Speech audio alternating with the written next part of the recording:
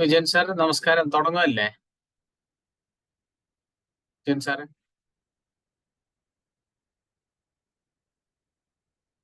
Vijayan sir കേൾക്കാമോ?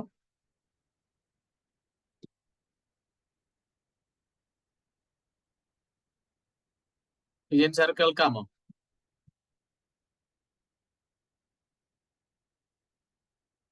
എന്തോ audio issue ഉണ്ട്. ഒരു മിനിറ്റ് ഒന്ന് വെയിറ്റ് ചെയ്യുന്നുണ്ട്. അനഘ റെഡി ആണല്ലോ അല്ലേ? Yes, sir. Okay, I can hear also. Yeah. Okay, sir.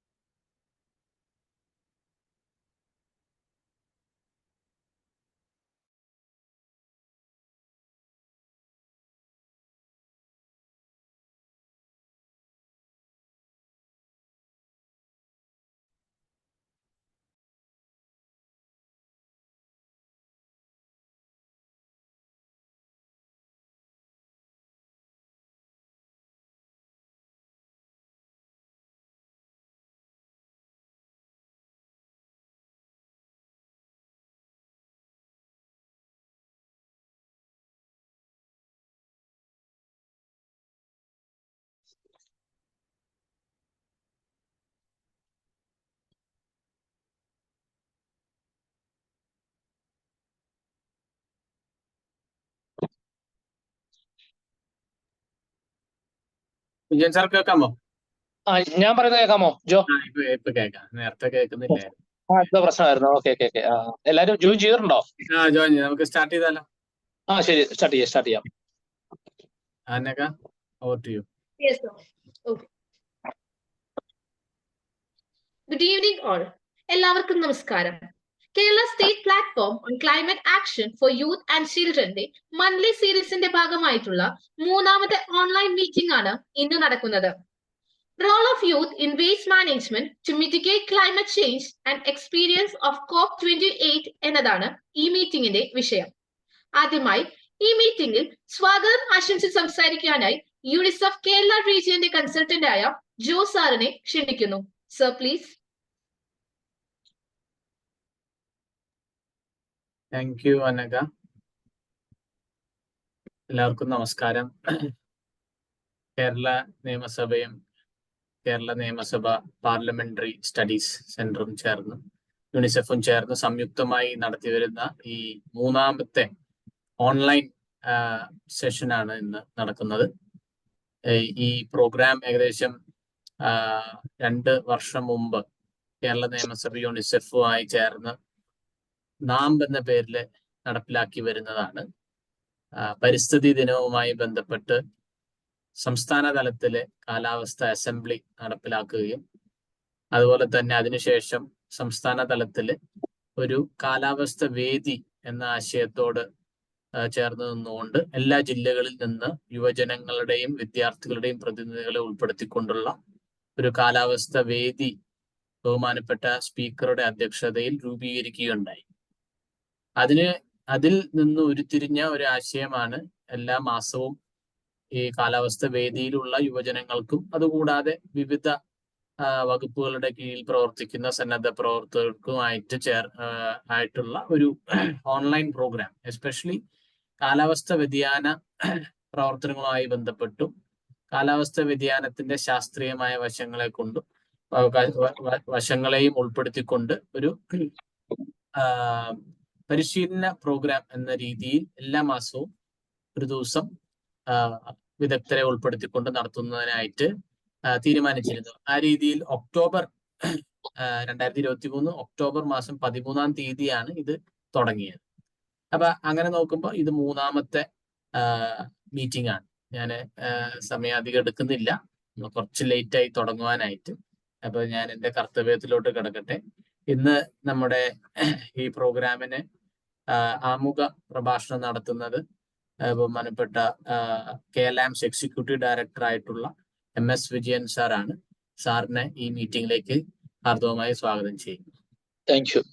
അതുപോലെ തന്നെ ഇന്നത്തെ മുഖ്യ പ്രഭാഷണം നടത്തുന്നത് ബഹുമാനപ്പെട്ട അധ്യക്ഷ ആരോഗ്യ സ്റ്റാൻഡിംഗ് കമ്മിറ്റി, തിരുവനന്തപുരം നഗരസഭയുടെ ആരോഗ്യ സ്റ്റാൻഡിംഗ് കമ്മിറ്റി ചെയർപേഴ്സൺ ആണ് ശ്രീമതി ഗായത്രി ബാബു മാഡത്തിന് ഈ മീറ്റിംഗിലേക്ക് സ്വാഗതം ചെയ്തുകൊള്ളു. മാഡം ജോയിൻ ചെയ്തെന്ന് വിചാരിക്കുന്നു. മാഡം പേരിലാണ്, യാത്രയിലാണെന്ന് തോന്നുന്നു. വളരെ തിരക്കുള്ള ഒരു വ്യക്തിയാണ്. എന്നാൽ നമ്മുടെ ക്ഷണം സ്വീകരിച്ച് ജോയിൻ ചെയ്തതിന് പ്രത്യേകമായിട്ടുള്ള സ്വാഗതം അറിയിക്കുന്നു. അതുപോലെ തന്നെ മാഡം COP28 അനുഭവം കൂടി പങ്കുവെക്കുന്നതായിരിക്കും. കഴിഞ്ഞ COP28 ദുബായിൽ നടന്ന പ്രോഗ്രാമിൽ മാഡം പങ്കെടുത്തിരുന്നു.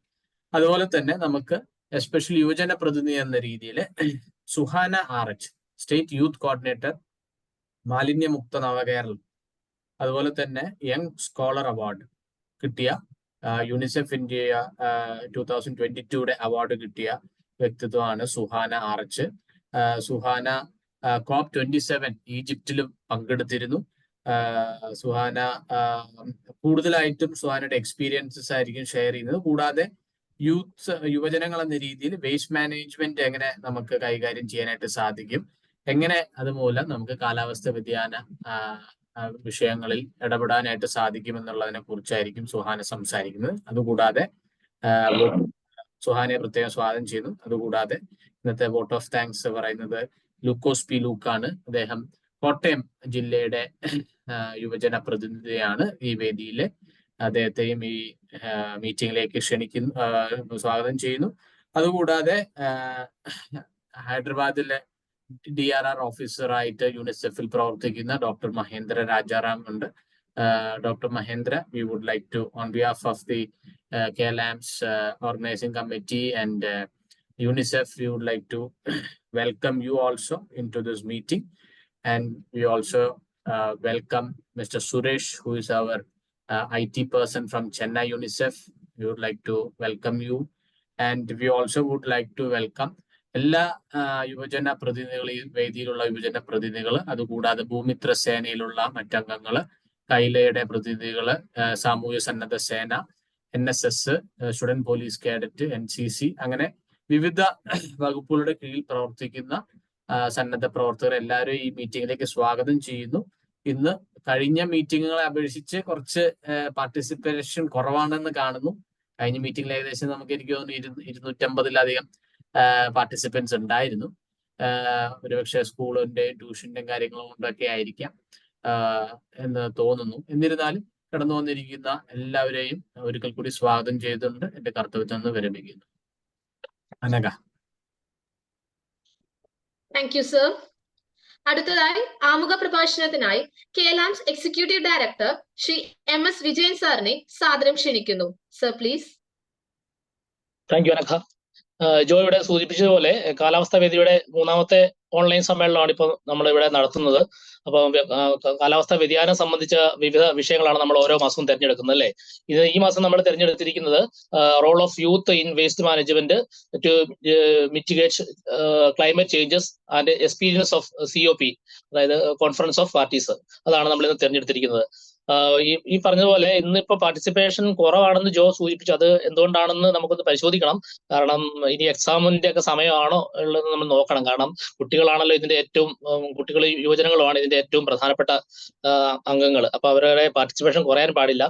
നമുക്കറിയാം, നമ്മളിപ്പോഴും പറയുന്നതാണ്, കേരളം മാത്രമല്ല ലോകം ഒന്നാകെ തന്നെ ഇന്ന് അഭിമുഖീകരിക്കുന്ന ഏറ്റവും പ്രധാനപ്പെട്ട ഒരു വെല്ലുവിളി തന്നെയാണ് ഈ ശരിയായ മാലിന്യ നിർമ്മാർജ്ജനം അല്ലേ. ശാസ്ത്രീയമായ രീതിയിൽ മാലിന്യ സംസ്കരണം കാലാവസ്ഥാ വ്യതിയാനത്തെ ചെറുക്കുന്നു എന്ന് നമുക്കെല്ലാം അറിയാവുന്ന ഒരു കാര്യമാണ്. മാലിന്യത്തിൽ നിന്ന് ഊർജ്ജം എന്നതും പുതിയ ആശയമാണ്. എന്തുകൊണ്ടെന്ന് വെച്ചാൽ ശരിയായ രീതിയിൽ സംസ്കരിച്ച് അതുവഴി ഊർജ്ജം ഉൽപ്പാദിപ്പിക്കുക എന്നുള്ളത് അതിനെ ശരിയായ രീതിയിൽ ഒഴിവാക്കുക എന്നുള്ള രീതിയിലാണ് നമ്മൾ അതിലേക്കൊക്കെ ഒന്ന് ചിന്തിച്ചു വന്നത്. കേരളത്തെ മാലിന്യ മുക്തമാക്കുന്നതിന് സർക്കാർ വിവിധ പദ്ധതികൾ ആവിഷ്കരിച്ച് വരുന്നുണ്ട്. ഒരു പദ്ധതി തന്നെയുണ്ട്, മാലിന്യമുക്തം നവകേരളം എന്നുള്ള രീതിയിലുള്ള ഒരു പദ്ധതി തന്നെയുണ്ട്. യുവജനങ്ങൾക്ക് നമ്മുടെ സമൂഹത്തിൽ മാലിന്യ നിർമ്മാർജ്ജനത്തിനും സംസ്കരണത്തിനും പുനരുപയോഗ പ്രവർത്തനങ്ങളിലും വളരെ വലിയ ഒരു പങ്ക് വഹിക്കാനാവുന്നതാണ്. അതായത് ഒരു വ്യക്തി ഒരു ദിവസം ഏകദേശം 125 ഗ്രാം മാലിന്യം ഉൽപ്പാദിപ്പിക്കുന്നുണ്ടെന്നാണ് പഠനങ്ങൾ തെളിയിക്കുന്നത്.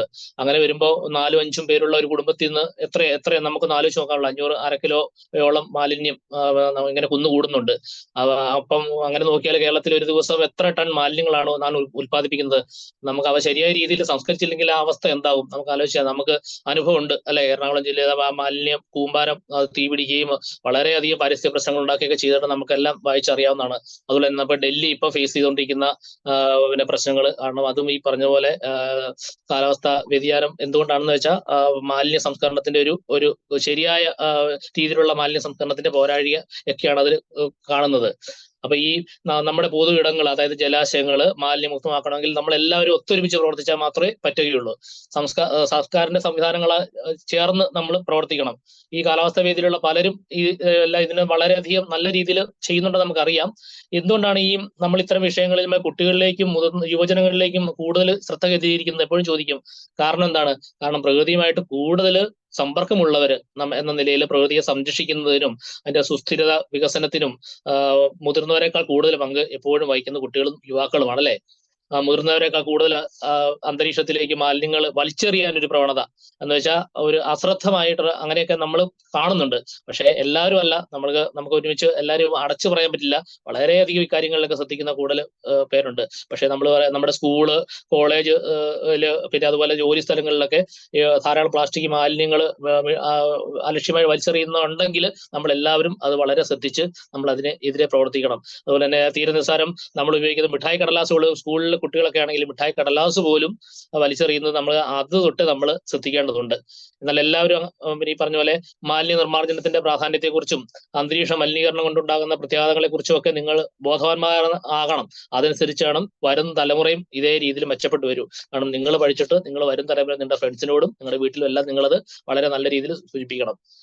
സ്കൂളുകളിലും മറ്റും പുനരുപയോഗിക്കാവുന്ന വെള്ളക്കുപ്പികൾ, അതായത് റീയൂസ് ചെയ്യാവുന്ന കുപ്പികൾ, അതുപോലെ ലഞ്ച് ബോക്സ്, ബാഗ് എന്നൊക്കെ നമ്മൾ എന്റെയൊക്കെ ചെറുപ്പകാലത്ത് പറയാൻ പറ്റും. നമുക്ക് മഷിയൊക്കെ ഇപ്പൊ നിങ്ങൾ യൂസ് ആൻഡ് ത്രോ പെന്നുകളാണല്ലോ ഉപയോഗിക്കുന്നത്. പണ്ടാണെങ്കിൽ മഷി ഉപയോഗിക്കുന്ന പിന്നെ ലിക്വിഡ് ഫോമിലുള്ളതാണ്.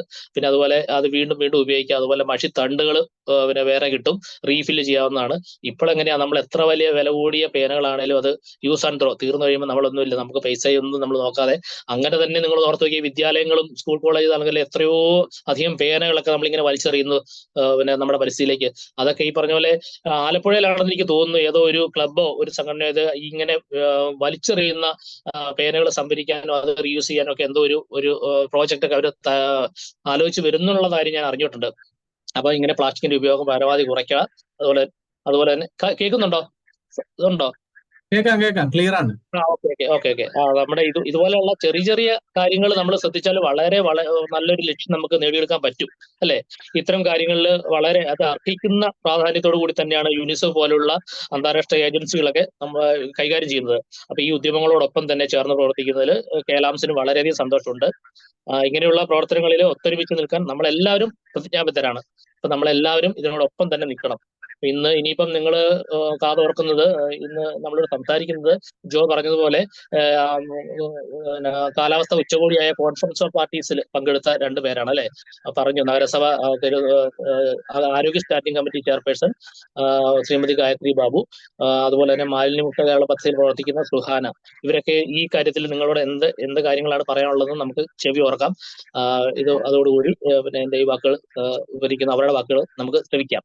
ഓക്കെ, ശരി. Okay, thank you. Thank you sir. ഇന്നത്തെ മുഖ്യ പ്രഭാഷണം നടത്തുന്നത് ട്രിവാൻഡ്രം കോർപ്പറേഷന്റെ ആരോഗ്യ സ്റ്റാൻഡിംഗ് കമ്മിറ്റി ചെയർപേഴ്സൺ ആയ ശ്രീമതി ഗായത്രി മാം ആണ്. 2023 ദുബായിൽ വെച്ച് നടന്ന COP28 ഡെലിഗേറ്റ് കൂടിയായിരുന്ന മാമിനെ ആമുഖ പ്രഭാഷണത്തിനായി ക്ഷണിക്കുന്നു. Ma'am please.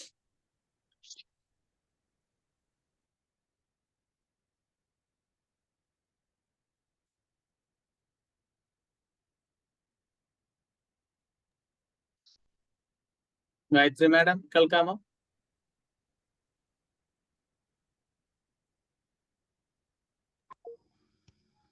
ഹലോ.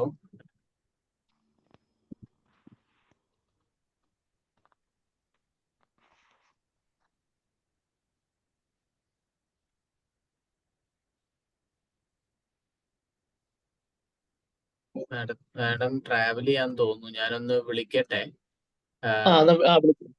ഞാനൊന്ന് വിളിച്ചു നോക്കട്ടെ. ഓക്കെ. ഒരു മിനിറ്റ്.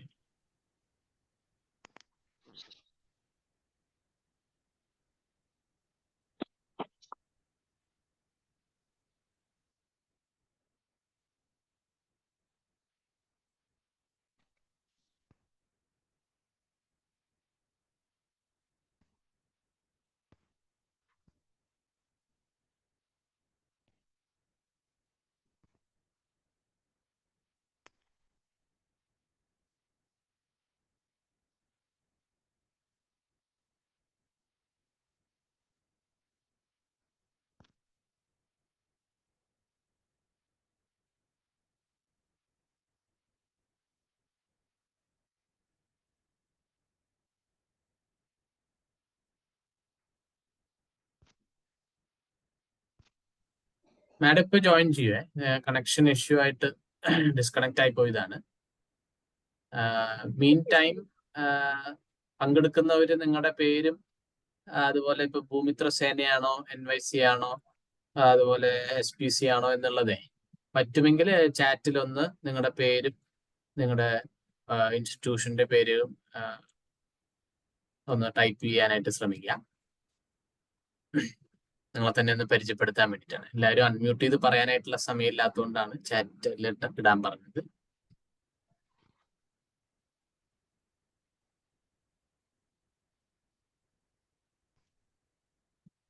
നിങ്ങൾ പ്രതിനിധീകരിക്കുന്ന ഭൂമിത്ര സേനയാണോ, കൈലയാണോ, NSS ആണോ, SPC ആണോ, NCC ആണോ, അതും കൂടി ഒന്ന് കിട്ടുള്ളൂ.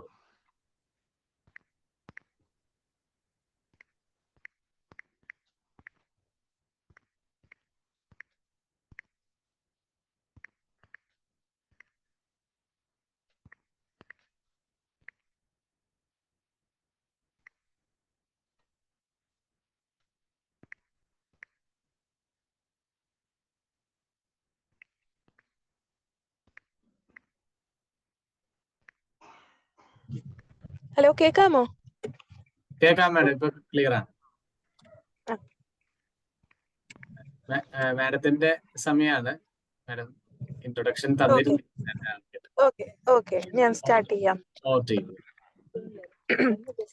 നമ്മള് ഇവിടെ കൂടുതലും എല്ലാരും സംസാരിക്കാൻ ആഗ്രഹിച്ചത് അല്ലെങ്കിൽ കേൾക്കാൻ ആഗ്രഹിക്കുന്നത് ഒന്ന് COP28 സംബന്ധിച്ചും അവിടെ നമുക്കുണ്ടായ അനുഭവത്തെ സംബന്ധിച്ചുമാണ്. അതിന് മുന്നോടിയായി എന്താണ് കോൺഫറൻസ് ഓഫ് പാർട്ടീസ് COP അല്ലെങ്കിൽ COP എന്നുള്ളത് ഞാൻ പറയാം. ഇപ്പം നമ്മളിപ്പോ യൂണിസെഫിന്റെ ഭാഗമായി ഇരിക്കുമ്പോൾ united nations framework convention on climate change UNFCCCയുടെ ഭാഗമായിട്ട് ഉള്ള ആ കൺവെൻഷന്റെ ഭാഗമായിട്ടുള്ള ഒന്നാണ്. ആ കൺവെൻഷനിലെ അംഗമായിട്ടുള്ള രാജ്യങ്ങൾ പാർട്ടീസ് എന്ന് വിളിക്കും. അവരുടെ യോഗമാണ് കോൺഫറൻസ് ഓഫ് പാർട്ടീസായി നടത്തുന്നത്. അപ്പൊ അത് എല്ലാ വർഷവും സമ്മേളനമായി സംഘടിപ്പിക്കുന്നു. ആ സമ്മേളനം ഈ UNFCCC പറയുന്നത് പോലെ തന്നെ നമ്മുടെ കാലാവസ്ഥാ വ്യതിയാനവുമായി ബന്ധപ്പെട്ട് അതാത് രാജ്യങ്ങൾ അംഗങ്ങളായിട്ടുള്ള ഓരോ രാജ്യങ്ങളും എടുത്തിട്ടുള്ള പ്രവർത്തനങ്ങൾ എന്തൊക്കെയാണ്, ആ പ്രവർത്തനങ്ങൾ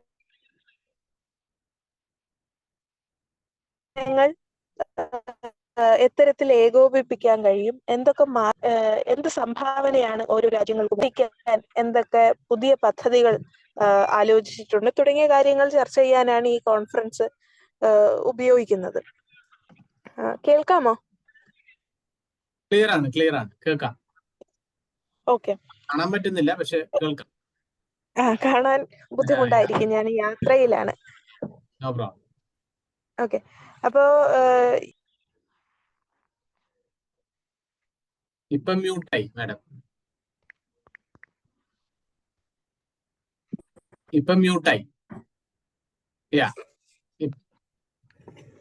ഹലോ, കേൾക്കാമോ?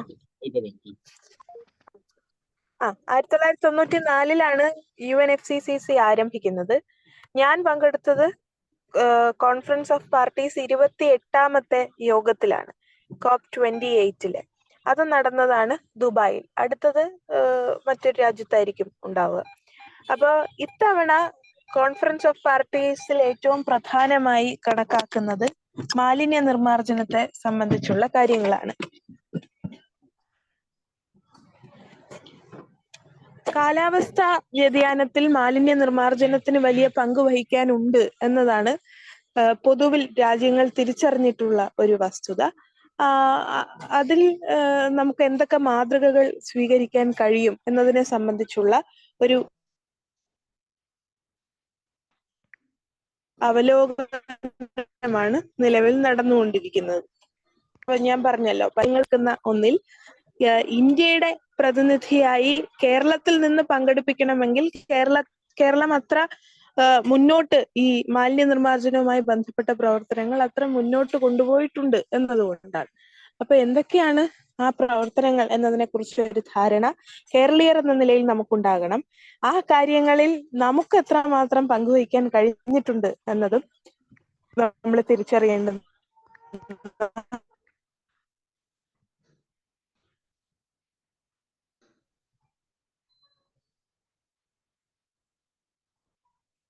മാഡത്തിന്റെ വോയിസ് കട്ടായി.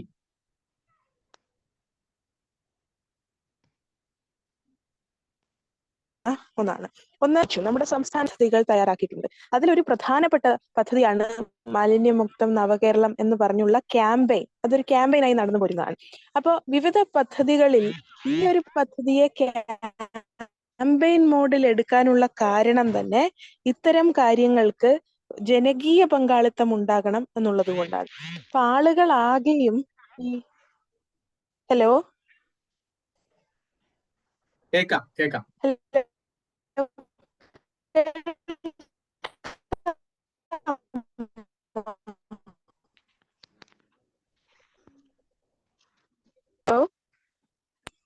മാഡം, പറഞ്ഞോളൂ.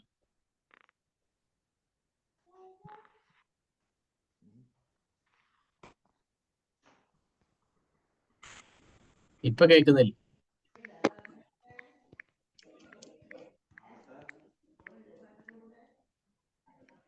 ഹലോ. ഇപ്പൊ കേൾക്കാം. അപ്പോ ജനകീയ പങ്കാളിത്തത്തോടുകൂടിയുള്ള ഒരു പ്രവർത്തനമാണ് മാലിന്യമുക്തം നവകേരളം ക്യാമ്പയിന്റെ ഭാഗമായി സർക്കാർ ഉദ്ദേശിച്ചിട്ടുള്ളത്. ആ പങ്കാളിത്തം ആഗ്രഹിക്കുന്നത് ഒരു മനോഭാവത്തിൽ ഉണ്ടാകേണ്ടുന്ന മാറ്റത്തെ സംബന്ധിച്ചാണ്. നമ്മൾ ശീലിച്ചു പോകുന്ന ചില കാര്യങ്ങളിൽ വരുത്തേണ്ട മാറ്റമാണ് ഈ പദ്ധതിയെ ക്യാമ്പയിൻ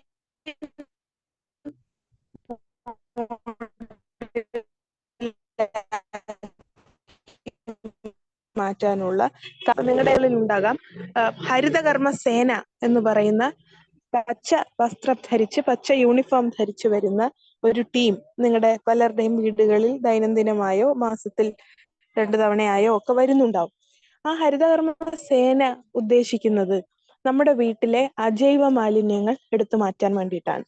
അപ്പോൾ നമുക്ക് മാലിന്യത്തെ ആദ്യം തന്നെ ആ തരത്തിൽ തരംതിരിക്കേണ്ടി വരും. ഒന്ന് ജൈവ മാലിന്യമായും മറ്റൊന്ന് അജൈവ മാലിന്യമായും.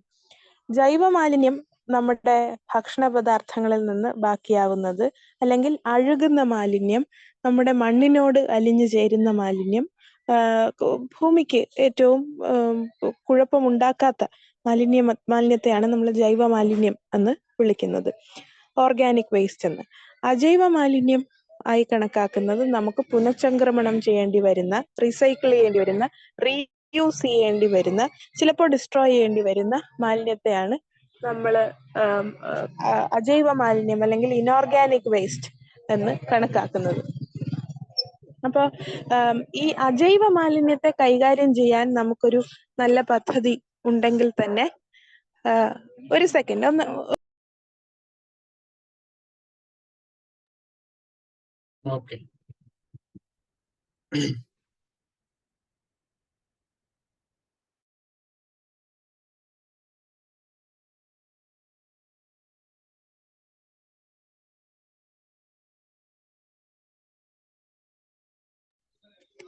കേൾക്കാമോ? ഹലോ, കേൾക്കാം ക്ലിയർ ആണ് മാഡം.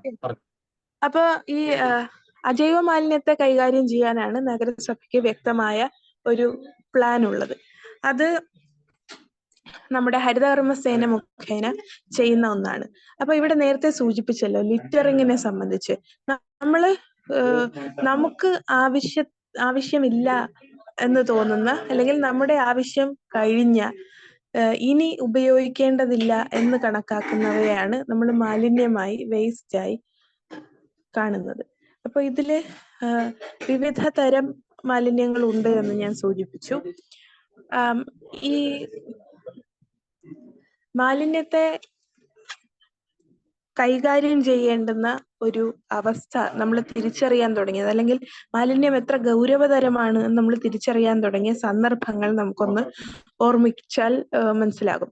2011 തൊട്ട് മുൻപ്, ആ കാലഘട്ടത്തിലാണ് നമ്മുടെ തിരുവനന്തപുരത്ത് ജീവിക്കുന്നവരാണെങ്കിൽ മനസ്സിലാവും, വിളപ്പിൽശാല എന്ന് പറയുന്ന പ്രദേശത്ത് മാലിന്യം കൂമ്പാരമായി കൊണ്ടിടുകയും അത് ഒരു വലിയ പ്രശ്നമായി മാറുകയും ചെയ്തിട്ടുണ്ടായിരുന്നത്.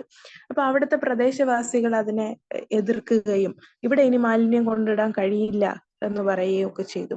അപ്പൊ അവിടെ നമുക്ക് മാലിന്യത്തിന് കേന്ദ്രീകൃത സംസ്കരണ പ്ലാന്റ് ആണ് ഉണ്ടായിരുന്നത് വിളപ്പിൽശാലയിൽ. ഈ കൊണ്ടുപോകുന്ന മാലിന്യത്തെ എല്ലാം തരംതിരിച്ച് സംസ്കരിക്കാൻ വേണ്ടിയിട്ടുള്ള ഒരു പ്ലാന്റ് നമുക്കുണ്ടായിരുന്നു. എന്നാൽ അത് കൃത്യമായി പരിപാലിക്കപ്പെടുന്നില്ല എന്നൊക്കെയുള്ള ചർച്ചകളും എല്ലാം വന്നതിന്റെ അടിസ്ഥാനത്തിൽ പ്രദേശവാസികൾക്ക് അവിടെ താമസിക്കുന്നത് വളരെ ദുരിതമായി അനുഭവപ്പെടാൻ തുടങ്ങി എന്നതിന്റെ അടിസ്ഥാനത്തിലാണ് അവിടെ വലിയ പ്രതിഷേധം ഉണ്ടാവുകയും ഒക്കെ ചെയ്തത്. അപ്പോഴാണ് നമ്മൾ തിരിച്ചറിയുന്നത്, ഇനി ഈ വലിയ അളവിൽ ഉൽപ്പാദിപ്പിക്കുന്ന മാലിന്യം ഈ നഗരത്തിൽ ഇനി എന്ത് ചെയ്യും എന്ന തരത്തിൽ ചർച്ചകൾ വന്നു. അങ്ങനെയാണ് കേരളത്തിലാകെ മാലിന്യം എന്നത് ഒരു വലിയ ചർച്ചയായി, ഒരു വിഷയമായി, ആളുകളെ ബാധിക്കുന്ന ഒന്നായി മാറാൻ തുടങ്ങിയത്. അതുവരെ നമ്മളെല്ലാവരും ഇതെല്ലാം കൂട്ടിയിട്ട് എവിടെയെങ്കിലും കത്തിക്കുക, അല്ലെങ്കിൽ എങ്ങോട്ടെങ്കിലും വലിച്ചെറിയുക, അല്ലെങ്കിൽ ഇതുപോലെ വരുന്ന ആർക്കെങ്കിലും പൈസയും കൊടുത്ത് മാലിന്യവും കൊടുത്തു വിടുക എന്നൊരു രീതിയായിരുന്നു. ഇത് ചർച്ചയാകാൻ തുടങ്ങിയതിനു ശേഷമാണ് മാഡം മ്യൂട്ടായി.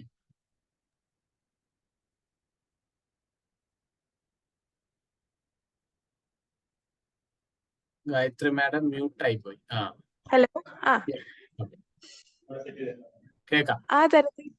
ആ തരത്തിൽ കേൾക്കാമോ? കേക്കാം. അങ്ങനെ വിവിധ പഠനങ്ങൾ, ഗവേഷണങ്ങളെല്ലാം നടക്കുന്ന ഒരു മേഖലയായി കൂടുതലായി മാറിയതും ഈ പശ്ചാത്തലത്തിലാണ്.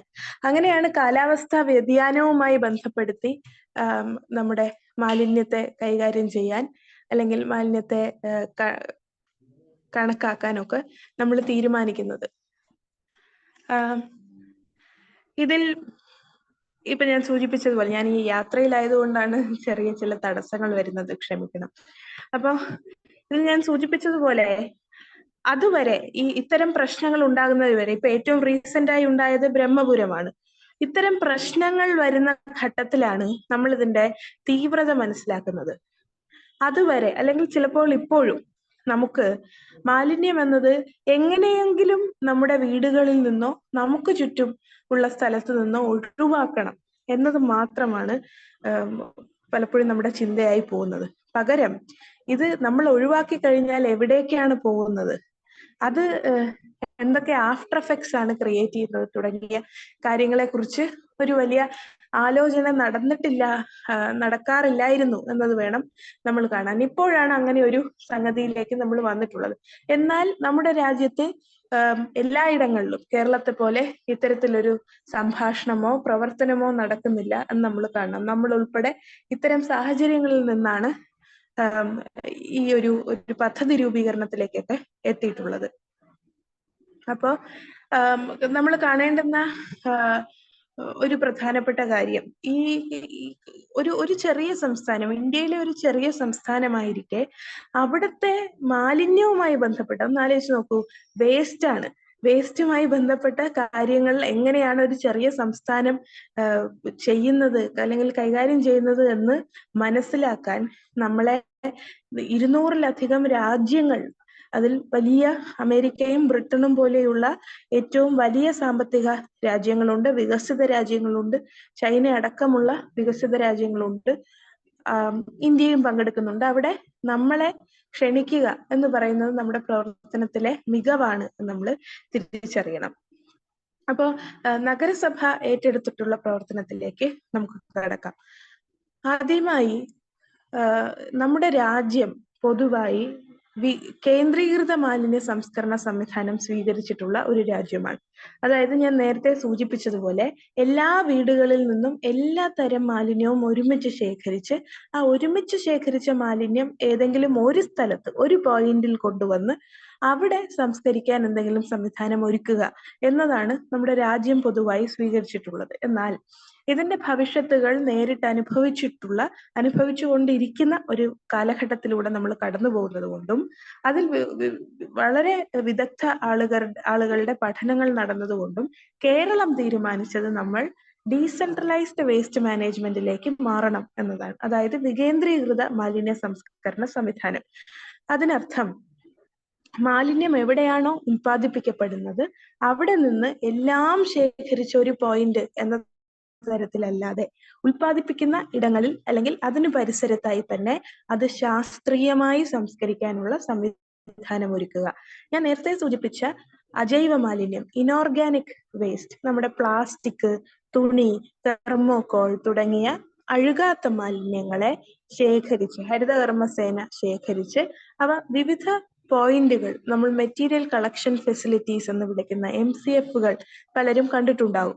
അത്തരം വിവിധ പോയിന്റുകളിലേക്ക് ഈ ഹരിതകർമ്മസേനയിലെ പ്രവർത്തകർ എത്തിക്കുകയാണ്. അവിടെ നിന്ന് ആ പോയിന്റുകളിൽ നിന്ന് അത് അടുത്ത ടീം കൊണ്ടുപോകുന്നു. ആ ടീമിനെയാണ് അവരാണ് യഥാർത്ഥ റീസൈക്ലേഴ്സ് എന്ന് പറയുന്നത്. നഗരസഭ എല്ലാ രേഖകളും പരിശോധിച്ച് അപ്രൂവ്ഡ് ആയിട്ടുള്ള റീസൈക്ലേഴ്സ് ഈ അജൈവ മാലിന്യങ്ങളെ കൊണ്ടുപോകുന്നു. ഇനി ഓരോ മാലിന്യവും, തെർമോകോൾ ആണെങ്കിൽ അങ്ങനെ, കുപ്പിച്ചില്ലാണെങ്കിൽ അങ്ങനെ, ഇലക്ട്രിക് വേസ്റ്റ് ആണെങ്കിൽ അങ്ങനെ, പ്ലാസ്റ്റിക് ആണെങ്കിൽ അങ്ങനെ വിവിധ മാലിന്യങ്ങളും വ്യത്യസ്ത ഇൻഡസ്ട്രീസിന് വേണ്ടി, വ്യത്യസ്ത വ്യവസായങ്ങൾക്ക് വേണ്ടി ഉപയോഗിക്കാനും റീസൈക്കിൾ ചെയ്യാനും റീയൂസ് ചെയ്യാനും ഒക്കെ പ്രയോജനപ്പെടുത്താൻ വേണ്ടിയിട്ടാണ് ഇത് നമ്മൾ MCFകളിലേക്ക് കൊടുക്കുന്നതും അവിടെ നിന്ന് അംഗീകൃത ആളുകൾ ഇത് കൊണ്ടുപോവുകയും ചെയ്തത്. ഏറ്റവും പ്രധാനപ്പെട്ടത്, നമ്മുടെ നഗരത്തിൽ 423 ടൺ മാലിന്യം ഒരു പ്രതിദിനം ഉണ്ടാകുന്നുണ്ട് എന്ന് നമ്മൾ കാണണം. തിരുവനന്തപുരം നഗരസഭയുടെ ആരോഗ്യത്തിന്റെ ചുമതല എന്ന നിലയിൽ ഞാൻ തിരുവനന്തപുരം നഗരസഭയെ കുറിച്ചാണ് പറയുന്നത്. നമ്മുടെ നഗരസഭാ പരിധി, അതായത് 100 വാർഡുകൾ വരുന്ന തിരുവനന്തപുരം നഗരസഭയിൽ മാത്രം, 100 വാർഡുകളുള്ള തിരുവനന്തപുരം നഗരസഭ എന്ന് പറയുന്നത് തിരുവനന്തപുരം ജില്ലയല്ല എന്ന് നമ്മൾ കാണണം. തിരുവനന്തപുരം ജില്ലയിലെ ആകെ മാലിന്യം അപ്പോൾ എത്ര വലുതായിരിക്കും എന്ന് നമ്മൾ കാണണം. തിരുവനന്തപുരം നഗരസഭയിൽ മാത്രം ഒരു ദിവസം 423 ടണ്ണിലധികം മാലിന്യം ഉൽപ്പാദിപ്പിക്കുന്നുണ്ട്. അതിൽ 70%, അതായത് ഏകദേശം 316 അല്ലെങ്കിൽ 315 ടണ്ണോളം മാലിന്യം, 300-ലധികം ടൺ മാലിന്യം ജൈവ മാലിന്യമാണ്, അഥവാ നമ്മുടെ ഓർഗാനിക് വേസ്റ്റ് ആണ് എന്ന് നമുക്ക് കാണാൻ സാധിക്കും. അപ്പോൾ അത്രയധികം 70%-ഓളം വരുന്ന നമ്മുടെ ഭക്ഷണാവശിഷ്ടങ്ങൾ തുടങ്ങിയ ജൈവ മാലിന്യത്തെ സംസ്കരിക്കുക എന്നത് ഒരു വലിയ ചലഞ്ചാണ് ഒരു നഗരസഭയെ സംബന്ധിച്ച്. ആ ചലഞ്ച് അഡ്രസ് ചെയ്യുന്നതിലാണ് നമ്മുടെ വിജയം ഇരിക്കുന്നത്. അതിനാണ് നമ്മൾ ഉറവിട മാലിന്യ സംസ്കരണ സംവിധാനത്തിലേക്ക് മാറിയിട്ടുള്ളത്. സോഴ്സ് ലെവൽ കമ്പോസ്റ്റിംഗ് എന്നാണ് നമ്മൾ അതിനെ വിളിക്കുന്നത്. അത് പ്രധാനമായും നിങ്ങളുടെ വീടുകളിൽ ഒരുപക്ഷെ ചില ആളുകളുടെയെങ്കിലും വീട്ടിൽ കിച്ചൺ ബിൻ എന്ന സംവിധാനം ഉണ്ടായിരിക്കും, അല്ലെങ്കിൽ മറ്റേതെങ്കിലും പൈപ്പ് കമ്പോസ്റ്റോ റിംഗ് കമ്പോസ്റ്റോ ബയോഗ്യാസ് പ്ലാന്റോ തുടങ്ങിയ സോഴ്സ് ലെവൽ കമ്പോസ്റ്റിംഗ് ടെക്നിക്സ് ഉണ്ടാവും. നമ്മുടെ ജൈവ അഴുകുന്ന മാലിന്യങ്ങൾ വീടിനകത്ത് തന്നെ ഏതെങ്കിലും ഒരു സംവിധാനം ഒരുക്കി അവിടെ തന്നെ സംസ്കരിച്ച് അത് വളമാക്കി, ചെടികൾക്ക് കൃഷിക്ക് ഉപയോഗിക്കാൻ കഴിയുന്ന വളമാക്കി മാറ്റുന്ന സംസ്കരണ സംവിധാനത്തിലേക്കാണ് കേരളം മാറിക്കൊണ്ടിരിക്കുന്നത്. തിരുവനന്തപുരം നഗരസഭയ്ക്ക് ഒരു വലിയ പരിധിയിൽ അതിലേക്ക് മാറാൻ സാധിച്ചിട്ടുണ്ട് എന്ന് നമ്മൾ കാണണം. അങ്ങനെ നമ്മൾ മുൻപ് വലിച്ചെറിഞ്ഞുകൊണ്ടിരുന്ന കവറിൽ ഒരുമിച്ച് കെട്ടി പ്ലാസ്റ്റിക്കും നമ്മുടെ ഫുഡ് വേസ്റ്റും എല്ലാം ഒരുമിച്ച് കെട്ടി വലിച്ചെറിയുമ്പോൾ അത് വേറെ ഒന്നും അത് ചെയ്യാൻ കഴിയില്ല. നമ്മൾ എപ്പോഴും തിരിച്ചറിയേണ്ടതാണ്, ഒരു കവറിൽ ഇതെല്ലാം കൂടിയാക്കി വലിച്ചെറിയുന്നതാണ് നമുക്ക് ഏറ്റവും കൺവീനിയന്റ് ആയിട്ടുള്ള ഒരു കാര്യം, ഏറ്റവും എളുപ്പമുള്ള ഒരു കാര്യം. പക്ഷെ ആ കൺവീനിയൻസിന് നമ്മൾ കൊടുക്കേണ്ടി വരുന്ന വില നമ്മുടെ ഭൂമിയുടെ അല്ലെങ്കിൽ നമ്മുടെ പരിസ്ഥിതിയുടെ ആഘാതമാണ് എന്നുള്ളത് വലിയ വീഴ്ചയാണ്. അല്ലെങ്കിൽ നമ്മുടെ ഭൂമിക്ക് ശ്വസിക്കാൻ കഴിയുന്ന ശേഷിയായിരിക്കാം നമ്മൾ അതിന് വിലയായി കൊടുക്കേണ്ടി വരുന്നതെന്ന് കാണേണ്ടതുണ്ട്. അപ്പോൾ ഈ കവറിൽ കെട്ടി മാലിന്യം എറിയുന്നതിന് പകരമായി നഗരസഭയും സർക്കാരും നിഷ്കർഷിച്ച പ്രകാരം മാലിന്യം കൈകാര്യം ചെയ്യുന്നവർക്ക് ഭൂമിയോടും പരിസ്ഥിതിയോടും നൽകാൻ കഴിയുന്ന സംഭാവനയോടൊപ്പം മറ്റൊരു ഫോർവേഡ് ലിങ്കേജ് ആയി നമുക്ക് പറയാൻ കഴിയുന്നത്, ഉറവിടത്തിൽ സംസ്കരിക്കുന്ന ജൈവ മാലിന്യത്തെ, ആ മാലിന്യം സംസ്കരിച്ചു കഴിയുമ്പോൾ ഉണ്ടാകുന്ന വളം നമുക്ക് വീടുകളിൽ തന്നെ മട്ടുപ്പാവ് കൃഷിക്കോ അടുക്കള കൃഷിക്കോ ആയി ഉപയോഗിക്കാം. ഇനി കൃഷി ചെയ്യാത്ത ആളുകളാണെങ്കിൽ, അല്ലെങ്കിൽ ചെറിയ കൃഷി എന്ന് പറയുമ്പോൾ എപ്പോഴും നമ്മൾ വലിയ കൃഷിയല്ല ഉദ്ദേശിക്കുന്നത്, ചെറിയ വീട്ടിലേക്ക് ആവശ്യമായ ചെറിയ പച്ചക്കറികളും കറിവേപ്പില അടങ്ങിയ സാധനങ്ങൾ കൃഷി ചെയ്യുന്ന ആളുകളാണ് പലരും. ആ കൃഷിക്ക് വേണ്ടി വളം ഉപയോഗിക്കാം. അല്ലാത്ത പക്ഷം ആ വളം ആവശ്യമില്ല എങ്കിൽ നമുക്കത് നമ്മുടെ അഗ്രികൾച്ചർ യൂണിവേഴ്സിറ്റിക്കോ അല്ലെങ്കിൽ നഗരസഭയ്ക്കോ ഹരിതകർമ്മസേനയ്ക്കോ തന്നെ കൈമാറാവുന്നതാണ്. അപ്പൊ ഈ തരത്തിൽ ഒരു പാരിസ്ഥിതികമായി വലിയ കാഴ്ചപ്പാടുള്ള ദീർഘവീക്ഷണമുള്ള ഒരു സംവിധാനം കൊണ്ടുവന്നിട്ടുള്ള ഏക സംസ്ഥാനമാണ് കേരളം. അങ്ങനെയാണ് കേരളത്തിന് ഈ പറയുന്ന കോൺഫറൻസ് ഓഫ് പാർട്ടീസിൽ വലിയ സ്ഥാനമുണ്ടായത്. അവിടെ ഈ കാര്യങ്ങൾ അവതരിപ്പിക്കുമ്പോൾ വലിയ അത്ഭുതത്തോടു കൂടിയാണ് അവർ നമ്മളെ നോക്കിക്കണ്ടത്. അതിൽ കാണേണ്ടുന്ന ഒരു കാര്യം, നമ്മൾ ഈ പറയുന്ന പ്രധാനപ്പെട്ട രാജ്യങ്ങളെല്ലാം തന്നെ നമ്മുടെ അത്രയും പോപ്പുലേഷൻ ഡെൻസിറ്റി ഉള്ള രാജ്യങ്ങളല്ല. അവർക്ക് എല്ലാവർക്കും വിശാലമായ ഭൂമിയും വളരെ കുറച്ച് ജനസംഖ്യയുമാണ് ഉള്ളത്. കേരളത്തെ സംബന്ധിച്ച് ഒരു ചെറിയ നഗരം, തിരുവനന്തപുരം നഗരം എന്ന് പറയുന്നത് ന്യൂയോർക്ക് നഗരം പോലെയോ ലണ്ടൻ നഗരം പോലെയോ വലുതല്ല, ഒരു ചെറിയ നഗരമാണ്. എന്നാൽ ന്യൂയോർക്കിലും ലണ്ടനിലും ഉള്ള ജനസാന്ദ്രതയേക്കാൾ കൂടുതൽ ജനസാന്ദ്രതയോളമുള്ള ഒരു നഗരമാണ് തിരുവനന്തപുരം നഗരം. അപ്പൊ തിരുവനന്തപുരം നഗരത്ത് 10 ലക്ഷം ആളുകൾ താമസിക്കുന്നുണ്ട് 2011 സെൻസസ് പ്രകാരം. 2023 ആകുമ്പോഴേക്കും അത് 11 ലക്ഷത്തോളം ആയിട്ടുണ്ടാകും എന്നതാണ് നമ്മൾ കണക്കാക്കുന്നത്. ഈ 10 ലക്ഷം ആളുകൾക്ക് പുറമെ തലസ്ഥാന നഗരം എന്ന നിലയിൽ തിരുവനന്തപുരത്ത് 2 ലക്ഷം ആളുകൾ ദൈനംദിനം വന്നു പോകുന്നു. ഓരോ മനുഷ്യനും ഒരു ദിവസം ശരാശരി ഒരു 1/2 കിലോ മാലിന്യം ശരാശരി ഒരു ദിവസം ഒരു മനുഷ്യൻ ഉണ്ടാക്കുന്നുണ്ട് എന്ന് നമ്മൾ കാണാം. 2 ലക്ഷം ആളുകൾ ഇവിടെ വെറുതെ വന്നു പോകുമ്പോഴും അവര് ഭക്ഷണം കഴിക്കാനോ ഒരു ബോട്ടിൽ വെള്ളം വാങ്ങാനോ എങ്കിലും ഉപയോഗിക്കുന്നുണ്ട് ഈ നഗരത്തെ എങ്കിൽ ആ നഗരത്തിൽ മാലിന്യം ഉണ്ടാകുന്നുണ്ട് എന്ന് നമ്മൾ കാണണം. അങ്ങനെ ചുരുക്കി പറഞ്ഞാൽ 12 ലക്ഷം ആളുകളുടെ ദൈനംദിന മാലിന്യം കൈകാര്യം ചെയ്യുന്ന ഒരു നഗരം ശാസ്ത്രീയമായി അതിനെ ഹാൻഡിൽ ചെയ്യുന്നു എന്നതാണ് COP28 നമുക്ക് അവതരിപ്പിക്കാൻ കഴിഞ്ഞത്. അത് വലിയ പ്രശംസ നമുക്ക് നേടിയെടുക്കാൻ ആ കാര്യത്തിൽ സാധിച്ചിട്ടുണ്ട്. ഒരുപാട് രാജ്യങ്ങൾ എന്നോട് നേരിട്ട് സംസാരിച്ച് അവിടുത്തെ പ്രധാനപ്പെട്ട നേതാക്കളൊക്കെ തന്നെ കേരളത്തിൽ വന്ന് ഈ സംവിധാനത്തെ പഠിക്കും എന്ന് സൂചിപ്പിക്കുകയുണ്ടായി. അതിന് മുൻപായി തന്നെ പലപ്പോഴും നമ്മുടെ നാട്ടിൽ പല വിദേശ രാജ്യങ്ങളിൽ നിന്നും ആളുകൾ വന്ന്, വികസിത രാജ്യങ്ങളിൽ നിന്നടക്കം, ബ്രിട്ടനിൽ നിന്നടക്കം ആളുകൾ വന്ന് നമ്മുടെ രാജ്യത്തിലെ മാലിന്യ സംസ്കരണ സംവിധാനം പഠിച്ചിട്ടുണ്ട് എന്ന് നമ്മൾ കാണണം. ഇങ്ങനെയുള്ള ആഗോള ഉച്ചകോടികളിൽ പല ആളുകൾക്ക് പല വിമർശനങ്ങൾ ഉണ്ടാകും ഇത്തരം ഉച്ചകോടിയിലുള്ള ചർച്ചകളെ സംബന്ധിച്ച്. പക്ഷേ നമ്മൾ കാണേണ്ടുന്നത് എപ്പോഴും വികസിത രാജ്യങ്ങൾ അവരുടെ താല്പര്യം സംരക്ഷിക്കാൻ വേണ്ടിയിട്ടുള്ള ചർച്ചകളായിരിക്കാം നടത്തുക. എങ്ങനെയെങ്കിലും അവരുടെ രാജ്യത്തിന്റെ കൺവീനിയൻസിനനുസരിച്ച് അവർക്ക് ഒരുപാട് സമ്പത്തുണ്ട്, പണം കൊടുത്ത് എങ്ങനെയെങ്കിലും ഇത്തരം മാലിന്യങ്ങൾ ഒഴിവാക്കുക തുടങ്ങിയ കാര്യങ്ങൾ ചെയ്യാനായിരിക്കും അവർ ആഗ്രഹിക്കുക. പക്ഷെ ഇത്തരം ഉച്ചകോടികളിലെ ചർച്ചകൾ നിരന്തരം നമ്മളെ പോലെയുള്ള ആളുകളുടെ അവിടുത്തെ പാർട്ടിസിപ്പേഷനും വർത്തമാനവും ഒക്കെ കൊണ്ട് മാറി ചിന്തിക്കേണ്ടി വരുമെന്നുള്ളതും, ചില തെറ്റുകൾ എത്ര വികസിത രാജ്യമാണെങ്കിലും ശരി തെറ്റുകൾ അംഗീകരിക്കേണ്ടി വരും എന്നുള്ളതും നമ്മൾ കാണേണ്ടതാണ്. അതുകൊണ്ട് ഇത്തരം സമ്മേളനങ്ങൾ അത്ര തന്നെ പ്രധാനപ്പെട്ടതാണ്. യൂണിസെഫിൽ ഇത് മാഡം മ്യൂട്ടായി പോയി.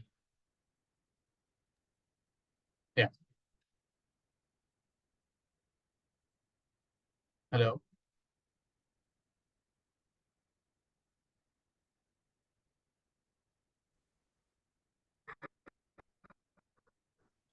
കേൾക്കുന്നില്ല ഇപ്പോ?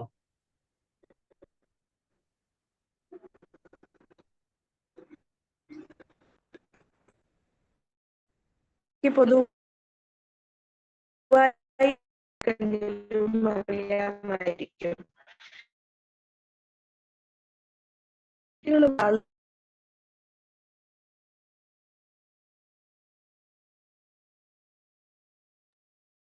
മാഡം മ്യൂട്ടായി, കേൾക്കുന്നില്ല.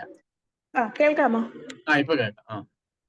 അപ്പൊ യൂണിസെഫിന്റെ ഭാഗമായി സംസാരിക്കുമ്പോൾ എനിക്ക് ചെറുപ്പക്കാരോടും വിദ്യാർത്ഥികളോടും പറയാനുള്ളത്, നഗരസഭയ്ക്ക് കീഴിൽ ഗ്രീൻ ആർമി എന്നൊരു സംവിധാനം പ്രവർത്തിക്കുന്നതായി ഒരുപക്ഷെ നിങ്ങളിൽ പലരും കേട്ടിട്ടുണ്ടാകും. ഇവിടെ വിദ്യാർത്ഥികളും യുവാക്കളും പങ്കെടുത്തുകൊണ്ട് നഗരസഭയ്ക്ക് കീഴിലുള്ള പ്രദേശങ്ങളിൽ ഹരിതചട്ടം അല്ലെങ്കിൽ ഗ്രീൻ പ്രോട്ടോകോൾ പാലിക്കുന്നുണ്ട് എന്ന് ഉറപ്പുവരുത്താൻ വിവിധ പ്രവർത്തനങ്ങൾ ഗ്രീൻ ആർമിയുടെ നേതൃത്വത്തിൽ ഏറ്റെടുക്കുന്നുണ്ട്. അത്തരം പ്രവർത്തനങ്ങളിൽ നമുക്ക് ഏർപ്പെടാൻ സാധിക്കണം. ഒന്ന്. രണ്ട്, യുവാക്കൾക്കും വിദ്യാർത്ഥികൾക്കും കുട്ടികൾക്കും വലിയ പങ്ക് ഈ കാര്യത്തിൽ വരുത്തണം. അതായത് ഞാൻ ആദ്യമേ സൂചിപ്പിച്ച മനോഭാവത്തിൽ വരുത്തേണ്ട മാറ്റം, നമ്മുടെ ശീലങ്ങൾ പലതും മാറേണ്ടതായുണ്ട്. എപ്പോഴും ഒരു പൊതിച്ചോറ് പുറത്തുനിന്ന് വാങ്ങി അത് കഴിച്ച് അതിന്റെ കവറുകളും എല്ലാം ഒരുമിച്ച് കെട്ടി, ഭക്ഷണാവശിഷ്ടവും എല്ലാം ഒരുമിച്ച് പാക്ക് ചെയ്ത് കെട്ടി ഒരു കവറിലാക്കി എവിടെയെങ്കിലും എറിയുക എന്നതാണ് നമ്മൾ എപ്പോഴും ശീലിച്ചു പോകുന്നത്. പകരം നമ്മൾ എവിടെയെങ്കിലും പോകുന്നുണ്ട് എങ്കിൽ മുൻകൂട്ടി ആ സ്ഥലത്തേക്ക്, നമ്മൾ ഹോട്ടലിനകത്ത് കയറി ഭക്ഷണം കഴിക്കുന്നില്ല എങ്കിൽ ആ സ്ഥലത്തേക്ക് പോകുമ്പോൾ മുൻകൂട്ടി കയ്യിൽ ഭക്ഷണമോ വെള്ളമോ കരുതാൻ നമുക്ക് സാധിക്കണം. ആ തരത്തിൽ അനാവശ്യമായ പ്ലാസ്റ്റിക്കോ, single use inorganic waste, single use plastic തുടങ്ങിയ സാധനങ്ങളുടെ ഉപയോഗം നമുക്ക് കുറയ്ക്കാനും മാലിന്യ ഉൽപാദനത്തിന്റെ ഉപയോഗം വലിയ തോതിൽ കുറയ്ക്കാനും നമുക്ക് സാധിക്കും. അതോടൊപ്പം പലപ്പോഴും നമ്മൾ ദാഹിക്കുമ്പോൾ ഒരു 20 രൂപയുടെ വെള്ളത്തിന്റെ ബോട്ടിൽ വാങ്ങും, അത് കുടിക്കും, എവിടെയെങ്കിലും അത് എറിയും. അങ്ങനെ ഒരു രീതിയാണ്. പരമാവധി നമ്മുടെ കയ്യിൽ നിരന്തരം ഒരു ബോട്ടിൽ കരുതിയാൽ അതിൽ വെള്ളം സൂക്ഷിച്ചാൽ നമുക്ക് ഇപ്പോ നഗരസഭയുടെ കീഴിൽ തന്നെ അല്ലെങ്കിൽ കേരളത്തിലാകെയും പല സ്ഥലങ്ങളിൽ വാട്ടർ കിയോസ്കുകൾ സ്ഥാപിച്ചിട്ടുണ്ട്. നമുക്ക് വെള്ളം അത് തീരുന്ന മുറയ്ക്ക് അവിടെ നിന്ന് ശേഖരിക്കാം. അപ്പൊ ഇങ്ങനെ പല സംവിധാനങ്ങൾ നമുക്ക് ചെയ്യാൻ കഴിയും. നമ്മുടെ ജീവിത രീതിയിൽ വരുത്തുന്ന മാറ്റമാണ് ഇതിൽ ഏറ്റവും പ്രധാനപ്പെട്ടത്. ഇത് ചെറിയ സംഭാവന നമ്മുടെ ദൈനംദിന കാര്യങ്ങളിൽ നമുക്ക് ചെയ്യാൻ കഴിഞ്ഞാൽ കാലാവസ്ഥാ വ്യതിയാനം എന്ന ഏറ്റവും വലിയ പ്രശ്നത്തെ നമുക്ക് വളരെ നിസ്സാരമായി അഡ്രസ് ചെയ്യാൻ കഴിയും. നമ്മൾ കാണണം. നമ്മുടെ ഒരു അഭ്യർത്ഥന എനിക്ക് ഈ പരിപാടിയിൽ പങ്കെടുക്കുന്ന മുഴുവൻ ആളുകളോടുമുള്ളത്, നമ്മുടെ വീടുകളിൽ വരുന്ന ഹരിതകർമ്മസേനയ്ക്ക് തന്നെ നമ്മൾ അജൈവ മാലിന്യങ്ങൾ, പ്ലാസ്റ്റിക് തുടങ്ങിയ അവർ ശേഖരിക്കുന്ന അഴുകാത്ത മാലിന്യങ്ങൾ കൈമാറുന്നു എന്ന് ഉറപ്പാക്കുക. നമ്മുടെ ജൈവ മാലിന്യം സംസ്കരിക്കാൻ അതത് പ്രദേശത്തെ നഗരസഭയോ പഞ്ചായത്തോ നൽകിയിട്ടുള്ള സംവിധാനത്തെ സ്വീകരിക്കുക. കിച്ചൺ ബിൻ പോലെയുള്ള ഉറവിട മാലിന്യ സംസ്കരണ സംവിധാനത്തെ നമ്മൾ സ്വീകരിക്കുക എന്ന് മാത്രമാണ് എനിക്ക് സൂചിപ്പിക്കാനുള്ളത്. ഇതിൽ വലിയ പങ്ക് വിദ്യാർത്ഥികൾക്കും യുവജനങ്ങൾക്കും ഉണ്ട് എന്നത് ഗ്രീൻ ആർമി പോലെയുള്ള സംഘടനകളുടെ പ്രവർത്തനങ്ങൾ ഒരുപക്ഷെ നിങ്ങൾ നിരീക്ഷിച്ചാൽ തന്നെ മനസ്സിലാകുന്നതാണ്. അപ്പൊ ആ തരത്തിൽ യൂണിസെഫിന്റെ ഭാഗമായി നിൽക്കുന്നവർക്ക്, യൂണിസെഫ് നടത്തുന്ന പരിപാടികളുടെ ഭാഗമായി മാറുന്ന വിദ്യാർത്ഥികൾക്കൊക്കെ ഈ തരത്തിൽ വലിയ ആശയങ്ങളുടെ ഭാഗമാകാൻ കഴിയട്ടെ എന്ന് ആശംസിച്ചുകൊണ്ട് നമ്മൾ പലപ്പോഴും ചാരിറ്റി ബിഗിൻസ് അറ്റ് ഹോം എന്ന് നമ്മൾ പറയുന്ന പോലെ വീടുകളിൽ ശീലങ്ങളിൽ നിന്ന് ഉണ്ടാകുന്ന മാറ്റം നാളെ ഭൂമിക്ക് അല്ലെങ്കിൽ നമ്മുടെ ലോകത്തിനാകെ ഉണ്ടാക്കുന്ന മാറ്റമായി മാറും എന്നത് ഉറപ്പിച്ച്, അതിന്റെ നേരിട്ടുള്ള അനുഭവങ്ങൾ കൊണ്ട് ഉറപ്പിച്ച് പറഞ്ഞുകൊണ്ട് ഈ പരിപാടിയിൽ എന്നെ ക്ഷണിച്ചതിലെ സന്തോഷവും ഞാൻ യാത്ര ചെയ്യുന്നതിനിടയിലുണ്ടായ തടസ്സം മുഴുവൻ സഹിച്ച നിങ്ങളോടുള്ള നന്ദിയും അറിയിച്ചുകൊണ്ട് ഞാൻ അവസാനിപ്പിക്കുന്നു. ഈ പരിപാടിയിൽ നിന്ന് വിരമിക്കാൻ കൂടി എന്നെ അനുവദിക്കണം. കാരണം ഒരു സ്ഥലത്ത് വണ്ടി നിർത്തിയാണ് ഞാൻ സംസാരിച്ചത്. എനിക്ക് മുന്നോട്ട് യാത്ര തുടരേണ്ടതുണ്ട്. നമുക്ക് എല്ലാവർക്കും we have miles to go before we sleep. അതുകൊണ്ട് ഒരുമിച്ച് നമുക്ക് ഈ പ്രയാണത്തിൽ സഞ്ചരിക്കാമെന്ന് മാത്രം പറഞ്ഞുകൊണ്ട് നന്ദി.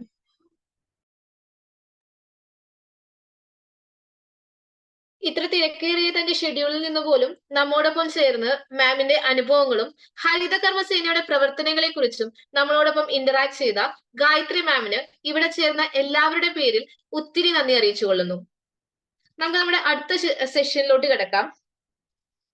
അടുത്തതായി നമ്മുടെ ഇന്നത്തെ വിഷയത്തെ കുറിച്ച് സംസാരിക്കാനായി മാലിന്യമുക്ത നവകേരളം സ്റ്റേറ്റ് യൂത്ത് കോർഡിനേറ്ററും young scholar awardee of UNICEF 2022 വിജയിയും ആയ സുഹാന ആർഎച്ചിനെ സ്നേഹത്തോടെ ക്ഷണിക്കുന്നു. Ma'am please.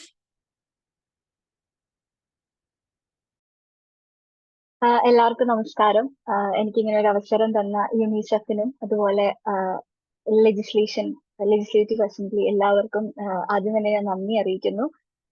എനിക്ക് തോന്നുന്നു നമുക്കിതൊരു ഇന്ററാക്റ്റീവ് സെഷൻ ആക്കുന്നതായിരിക്കും കുറച്ചും കൂടി നല്ലത്. ഇപ്പൊ പറ്റുന്ന എല്ലാ യൂത്ത് കുട്ടികളും ക്യാമറ ഓൺ ചെയ്താൽ നമുക്ക് ഒന്ന് ഇന്ററാക്ഷൻ മോഡിൽ തന്നെ ഈ ഒരു സെഷൻ മുന്നോട്ട് പോകാൻ തോന്നുന്നു.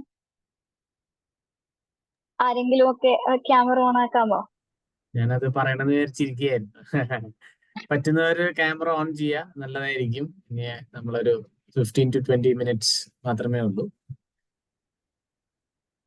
ജസ്റ്റ് നിങ്ങളുടെ ഇപ്പോ ഓൾറെഡി ഗായത്രി മാഡം ആയാലും ഗായത്രി മാഡം ഓൾറെഡി നമ്മൾ ചെയ്യേണ്ട ഉത്തരവാദിത്തങ്ങളെ പറ്റിയും ഇപ്പൊ നിലവിൽ വേസ്റ്റ് മാനേജ്മെന്റിന്റെ ഒരു രീതി എങ്ങനെയാണ് നമ്മൾ സംസ്ഥാനത്ത് പോയിക്കൊണ്ടിരിക്കുന്നതിനെ പറ്റിയൊക്കെ പറഞ്ഞു. ജസ്റ്റ് ഞാൻ എൻ്റെ ഒരു എക്സ്പീരിയൻസും അതിലെങ്ങനെ നമുക്ക് യൂത്തും കുട്ടികൾക്കും ഒക്കെ ഭാഗമാവാമെന്നും മാലിന്യമുക്ത നവകേരളം ക്യാമ്പയിൻ അതിന് എത്രത്തോളം ഓപ്പർച്യൂണിറ്റീസ് പ്രൊവൈഡ് ചെയ്യുന്നു എന്നുള്ളതും പറയാനാണ് ഞാൻ ഉദ്ദേശിക്കുന്നത്. അതുകൊണ്ട് തന്നെ വലിയ ക്വസ്റ്റ്യൻസ് കാര്യങ്ങളൊന്നും വരില്ല. അതുകൊണ്ട് പേടിക്കാതെ എല്ലാവരും ക്യാമറ ഓൺ ചെയ്യുവാണെങ്കിൽ നല്ലതായിരിക്കും. ഓക്കെ, അപ്പൊ ഞാൻ ഈ ഒരു അവസരം എൻ്റെ ഒരു അംഗീകാരമായിട്ടും കൂടി കരുതുന്നു. കാരണം ഈ ഒരു സമയത്ത് തന്നെ മാലിന്യമുക്ത നവകേരളം ക്യാമ്പയിന്റെ സ്റ്റേറ്റ് യൂത്ത് കോർഡിനേറ്റർ ആയിട്ട് ഇരിക്കുമ്പോൾ തന്നെ എന്നെ ഈ ഒരു മേഖലയിലേക്ക് എത്തിക്കാൻ ഒരുപാട് യുവജനങ്ങൾ സഹായിച്ചിട്ടുണ്ട്. അല്ലെങ്കിൽ ഓരോ യൂത്തിന്റെയും പ്രവർത്തനങ്ങൾ കൊണ്ട് മോട്ടിവേറ്റഡ് ആയിട്ട് കൂടി തന്നെയാണ് ഈ ഒരു മേഖല ഞാൻ തിരഞ്ഞെടുത്ത് മുന്നോട്ട് വന്നിട്ടുള്ളത്. എന്റെ ജീവിതത്തിന്റെ പല ഘട്ടങ്ങളിലും ഇൻഫ്ലുവൻസ് ചെയ്ത കുറെ കാര്യങ്ങളുണ്ട്. ഇപ്പൊ സ്കൂളിൽ പഠിക്കുമ്പോൾ സ്കൂള് ഏറ്റെടുത്തിരുന്നത് തണൽ എന്ന് പറഞ്ഞ ഒരു ഓർഗനൈസേഷൻ ആണ്. ഞാൻ ശിശുവിഹാർ സ്കൂളിൽ പഠിക്കുമ്പോൾ തണൽ എന്ന് പറഞ്ഞൊരു ഓർഗനൈസേഷൻ ആണ് എടുത്തിരുന്നത്. അതുകൊണ്ട് തന്നെ മുന്നോട്ട് വന്നപ്പോൾ എനിക്ക് ബയോഗ്യാസും വെർമി കമ്പോസ്റ്റും ഒന്നും കേൾവി ഇല്ലാത്ത കാര്യങ്ങളായിരുന്നില്ല. കാരണം എന്റെ സ്കൂൾ കാലഘട്ടങ്ങളിൽ തന്നെ ഒരു സ്കൂൾ ഉണ്ടായിരുന്നത് കൊണ്ട് തന്നെ അങ്ങനെ ഒരു ഇതുണ്ടായിരുന്നില്ല. പിന്നെ ഗായത്രി മാഡം ഇപ്പൊ സൂചിപ്പിച്ചതുപോലെ 2016 തൊട്ട് ഞാൻ ഗ്രീൻ ആർമീന്റെ വോളണ്ടിയർ ആയിരുന്നു. അപ്പൊ വീണ്ടും കുറേയും കൂടി വേസ്റ്റ് മാനേജ്മെന്റിലേക്ക് 2016 തൊട്ട് 19 വരെ ഗ്രീൻ ആർമീന്റെ വോളണ്ടിയർ ആയിട്ട് പ്രവർത്തിക്കുകയും അതിന്റെ ഇൻവോൾവ്മെന്റിൽ തിരുവനന്തപുരം കോർപ്പറേഷനിൽ കുറെ ആക്ടിവിറ്റീസും ചെയ്തതിന്റെ ഭാഗമായിട്ട് കൂടുതൽ വേസ്റ്റ് മാനേജ്മെന്റിന്റെ അടുത്തും അതുപോലെ യൂത്തുമായിട്ട് ഒരു ഗ്രൂപ്പ് ഓഫ് പീപ്പിൾ ഈ ഒരു മോട്ടീവിന് വേണ്ടി വർക്ക് ചെയ്യുന്നു എന്നുള്ള കാര്യങ്ങളൊക്കെ കൊണ്ട് തന്നെ വീണ്ടും അതിൽ തന്നെ തുടരാനുള്ള ഒരു അവസരം ഉണ്ടാവുകയും ചെയ്തു.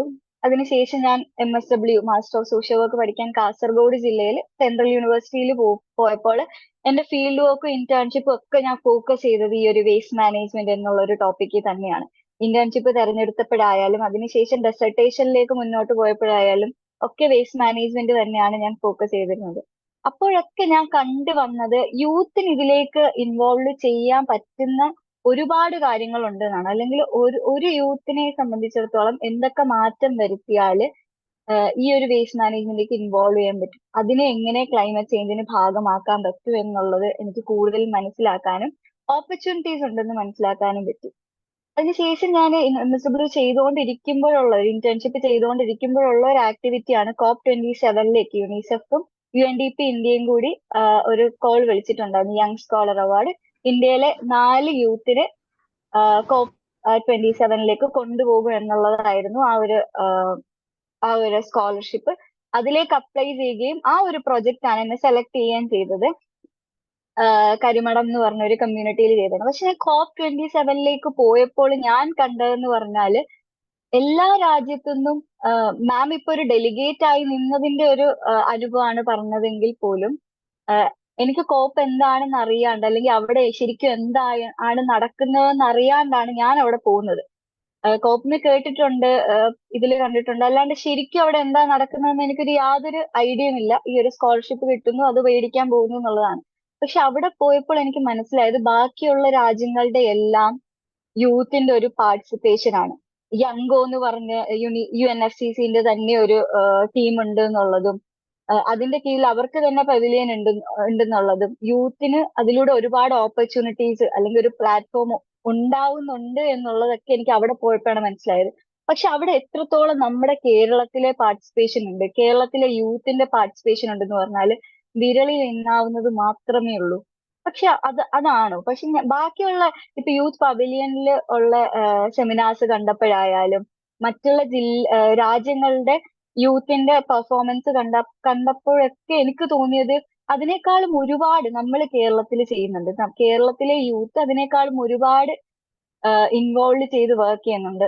ഇപ്പൊ എന്നെ മുന്നോട്ട് നടത്താൻ പ്രേരിപ്പിച്ചത് ഞാൻ ഇന്റേൺഷിപ്പ് ചെയ്യുമ്പോൾ മംഗൽപാടി എന്നുള്ളൊരു സ്ഥലത്ത് വേസ്റ്റിന്റെ ഒരുപാട് പ്രശ്നം ഉണ്ടാവുകയും ഗവൺമെന്റ് കോളേജ് ഓഫ് കാസർഗോഡിലെ NSS യൂണിറ്റ് അത് നേതൃത്വം എടുക്കുകയും അവിടുത്തെ അവിടുത്തെ ഒരു ലോക്കൽ ബോഡീന്റെ കൂടി ഇൻവോൾവ്മെന്റോടെ ആൾക്കാരെ ഡോർ ടു ഡോർ ക്യാമ്പയിനിലൂടെ കൊണ്ടുവരികയൊക്കെ ചെയ്തതാണ്.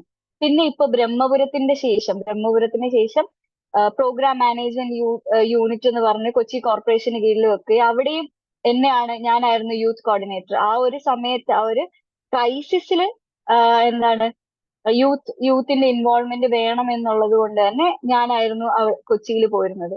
നമുക്കറിയാം ക്രൈസിസിൽ എത്രത്തോളം യൂത്ത് ഇൻവോൾവ് ചെയ്യുന്നുണ്ട് കേരളത്തിൽ എന്നുള്ളത്. അത് നമുക്കിപ്പോ ഫ്ലഡിന്റെ കാര്യമായാലും കൊറോണയുടെ കാര്യമായാലും ഒക്കെ നമുക്ക് നീങ്ങാം. അതുപോലെ തന്നെയാണ് ബ്രഹ്മപുരത്ത് ഇഷ്യൂ വന്നപ്പോൾ യൂത്ത് ഏറ്റെടുത്തിട്ടുള്ള പ്രവർത്തനങ്ങൾ. അതിലൊന്ന് ബ്രഹ്മപുരം ഇഷ്യൂ വന്നപ്പോൾ നമുക്കറിയാം ബ്രഹ്മപുരം അടച്ചത് കൊണ്ട് തന്നെ കൊച്ചി മുഴുവനും വേസ്റ്റ് ഡംപായിട്ട് മാറിയിട്ടുണ്ടായിരുന്നു. റോഡുകളെല്ലാം വേസ്റ്റിന്റെ ഒരു ഡംപായിട്ട് മാറിയിട്ടുണ്ടായിരുന്നു. ടീം കേരള എത്ര പേർക്ക് അറിയാമെന്ന് എനിക്കറിയില്ല. ചിലപ്പം ടീം കേരളന്റെ ഭാഗമായിട്ടുള്ളവരുണ്ടാവും. യുവജനക്ഷേമ ബോർഡിന് കീഴിൽ പ്രവർത്തിക്കുന്ന ടീം കേരള എന്ന് പറഞ്ഞ എറണാകുളം ജില്ലേന്റെ ടീം കേരള യൂണിറ്റ് ആ ഒരു സ്ഥലം ഫോർട്ട് കൊച്ചിയിലെ ഒരു സ്ഥലം മാലിന്യം ഡംപ് ചെയ്യുന്ന സ്ഥലം ക്ലീൻ ആക്കുകയും അവിടെ ഒരു ഇരിപ്പിടമൊക്കെ ഉണ്ടാക്കി അവിടെ വാളുകളൊക്കെ വെച്ച് ചെടിയൊക്കെ വെച്ച് അവിടുത്തെ ആൾക്കാരിലേക്ക് തന്നെ ആ ഒരു ചേഞ്ചിലൂടെ ആൾക്കാരിലേക്ക് ഒരു മനോഭാവം മാറ്റുകയും അതിന് ചുറ്റുമുള്ള അല്ലെങ്കിൽ ആ ഒരു വാർഡിലുള്ള എല്ലാവരും ഈ ഒരു ഇൻവോൾവ്മെന്റിലേക്ക് വരികയും ചെയ്തു. ഇങ്ങനെ ചെയ്യുന്ന ചെറിയ ചെറിയ ആക്ടിവിറ്റീസ് ആ ഒരു പ്രവർത്തനം കഴിഞ്ഞപ്പോൾ തന്നെ വീണ്ടും എനിക്ക് വാർഡ് മെമ്പേഴ്സും അതുപോലെ എന്റെ ചേച്ചിമാരൊക്കെ വിളിക്കാൻ തുടങ്ങി. ഇന്നൊരു സ്ഥലമുണ്ട്, നമുക്ക് ക്ലീൻ ചെയ്യാം, യൂത്തിനെ ഉപയോഗിച്ചത് മാറ്റണം, ഇങ്ങനെ വിളിക്കാൻ തുടങ്ങി. പിന്നെ അങ്ങനെ കൊച്ചിയിൽ ഒരുപാട് സ്ഥലം മാറിയിട്ടുണ്ട്. നിലവിൽ നമുക്കിപ്പോ പോയാൽ അറിയാം കൊച്ചിയിൽ ഒരുപാട് സ്ഥലം മാറിയിട്ടുണ്ട്. അതുപോലെ അവിടെ MCFകൾ ഇപ്പം മാഡം പറഞ്ഞതുപോലെ മിനി MCFകളൊന്നും കൊച്ചിനെ സംബന്ധിച്ചിടത്തോളം ഉണ്ടായിരുന്നില്ല. കണ്ടെയ്നേഴ്സ് ആണ് വന്നിരുന്നത്. നിങ്ങൾ ചിലപ്പോ ഭാഗമായിട്ടുണ്ടാവും. ഭൂമിത്ര സേന ഇപ്പൊ സെന്റ് തെരേസസ് കോളേജിലെ ഭൂമിത്ര സേന അംഗങ്ങള് ഒക്കെ ഇൻവോൾവ് ചെയ്തിട്ട് MCFകൾ ഈ ഒരു കണ്ടെയ്നേഴ്സ് ഒക്കെ പെയിന്റ് ചെയ്ത് മാറ്റി ഈ ഓരോ ചെറിയ യൂത്തിന്റെ ഇൻവോൾവ്മെന്റ് കൊണ്ട് തന്നെ ഒരുപാട് മാറ്റം ഈ ഒരു വേസ്റ്റ് മാനേജ്മെന്റിന്റെ ഭാഗത്ത് നിന്ന് കൊച്ചി കോർപ്പറേഷൻ ഉണ്ടായി വന്നിട്ടുണ്ട്. അതിന് തുടർച്ചയായാണ് നമ്മുടെ ഇപ്പം ബ്രഹ്മപുരത്ത് നമുക്ക് എല്ലാവർക്കും അറിയാം, മാലിന്യമുക്ത നവകേരളം ക്യാമ്പയിൻ എന്ന് പറയുന്നത് ബ്രഹ്മപുരത്തിന് ഇഷ്യൂവിന് ശേഷം ഉണ്ടായി വന്ന ഒരു ക്യാമ്പയിൻ ആണ്. അപ്പൊ അതിന്റെ തുടക്കം തൊട്ട് തന്നെ യൂത്തിന്റെ പാർട്ടിസിപ്പേഷൻ നല്ല രീതിയിൽ കൊണ്ടുവന്നിരുന്നു. ജില്ലകളിൽ യൂത്ത് ടീമിനെ ഉണ്ടാക്കിയിട്ടുണ്ട്. ഇപ്പൊ ആ 7 പേരടങ്ങുന്ന യൂത്ത് ടീമിനെയാണ് എല്ലാ ജില്ലകളിലും ഉള്ളത്. അതിൽ ഒരാൾ, ആ 7 പേരിൽ ഒരാള് ആ ജില്ലയിലെ ഭൂമിത്ര സേനയുടെ അംഗമാണ്. എനിക്കറിയില്ല, ആ യൂത്ത് കോർഡിനേറ്റേഴ്സിൽ ചിലപ്പോൾ ആരെങ്കിലും ഇവിടെ പങ്കെടുക്കുന്നുണ്ടാവും. അങ്ങനെ ഒരു രീതിയിൽ അവരുടെ കീഴിൽ എന്ന് പറഞ്ഞാൽ അവർ 7 പേര് ഒരു കോർഡിനേറ്റേഴ്സ് ആയിട്ട് നിന്നിട്ട് ഒരു യൂത്തിനെ മൊബിലൈസ് ചെയ്യുന്ന, ജില്ലകളിലെ യൂത്തിനെ മൊബിലൈസ് ചെയ്യുന്ന തരത്തിലായിരുന്നു നമ്മൾ പ്ലാൻ ചെയ്തിരുന്നത്.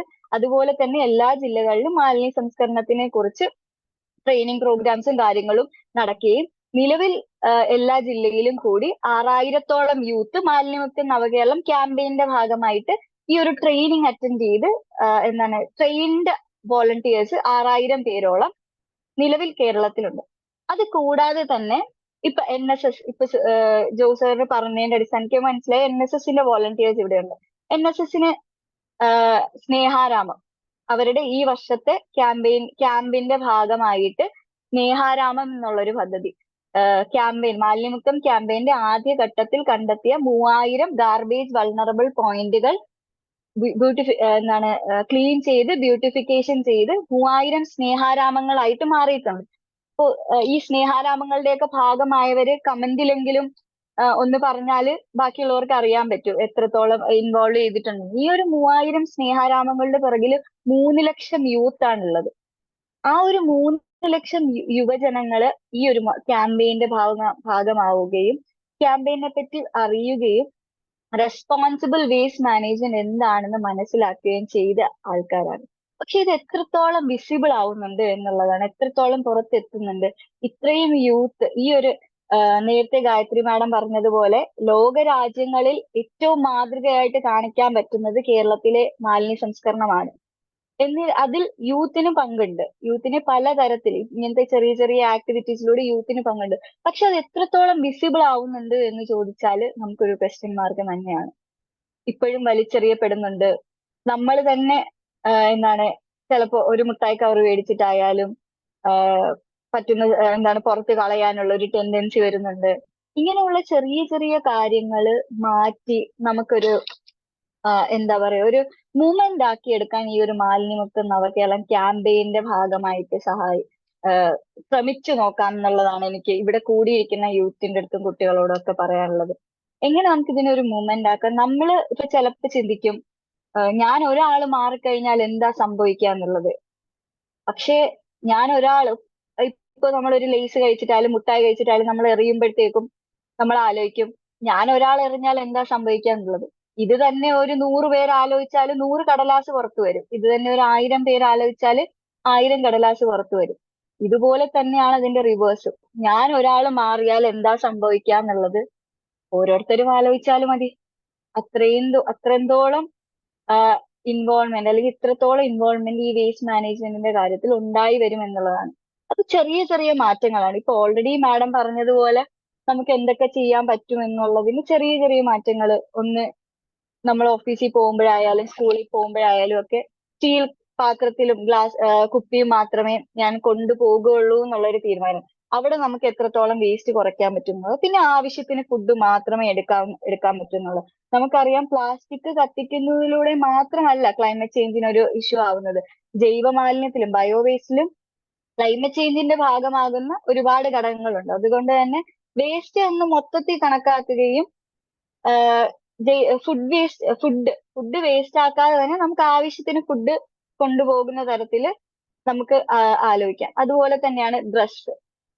നമുക്കറിയാം നമ്മുടെ SDG goal ensure sustainable consumption എന്ന് പറയുന്ന പോലെ നമ്മൾ ഒരുപാട് സാധനങ്ങൾ മേടിച്ചു കൂട്ടാണ്ട് നമ്മുടെ ഉള്ള ഡ്രസ്സ് തന്നെ നമുക്ക് അതൊക്കെ എങ്ങനെയൊക്കെ മാറ്റിയെടുക്കാൻ പറ്റും എന്നുള്ളതാണ്. ഇപ്പൊ കീറി പോവുകയാണെങ്കിൽ അതിനൊരു വേറെ ഡിസൈൻ ആയിട്ട് നമുക്ക് ചെയ്യാൻ പറ്റുമോ? ഇതൊക്കെ നമുക്ക് അങ്ങനെ ചെയ്യാൻ പറ്റും എന്നുള്ള ഒരു രീതിയിലല്ല. ആസ് എ യൂത്ത് നമുക്ക് എന്താണ് ഇങ്ങനെ ക്ലിക്ക് ചെയ്യാൻ നമുക്ക് പറയാൻ പറ്റില്ല. ഇതൊരു മൂവ്മെന്റ് ആവുക എന്നുള്ളതാണ്.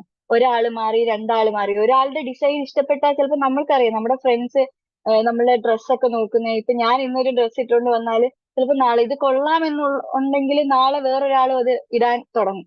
ഇങ്ങനെയുള്ള ചെറിയ ചെറിയ മാറ്റങ്ങൾ നമ്മൾ ഓരോരുത്തരുടെയും ഭാഗത്തു നിന്ന് വരുന്നതാണ്. പിന്നെ എന്താ നമ്മുടെ ബർത്ത്ഡേസ് ആഘോഷിക്കുമ്പോൾ മുട്ടായി കൊടുക്കണ്ട എന്ന് ഞാൻ പറയില്ല.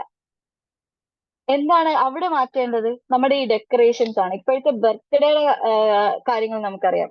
പോപ്പേഴ്സ് പൊട്ടിക്കുന്നത്, അതില് എത്രത്തോളം കുഞ്ഞു കുഞ്ഞു കുഞ്ഞ് ഇതാണുള്ളത് എന്നുള്ളത് നമ്മൾ ആലോചിച്ചാൽ മതി. എത്രത്തോളം മൈന്യൂട്ട് ആയിട്ടുള്ള ഒരു പ്ലാസ്റ്റിക് ആണ് അതിന്റെ പുറത്തുനിന്ന് വരുന്നത്.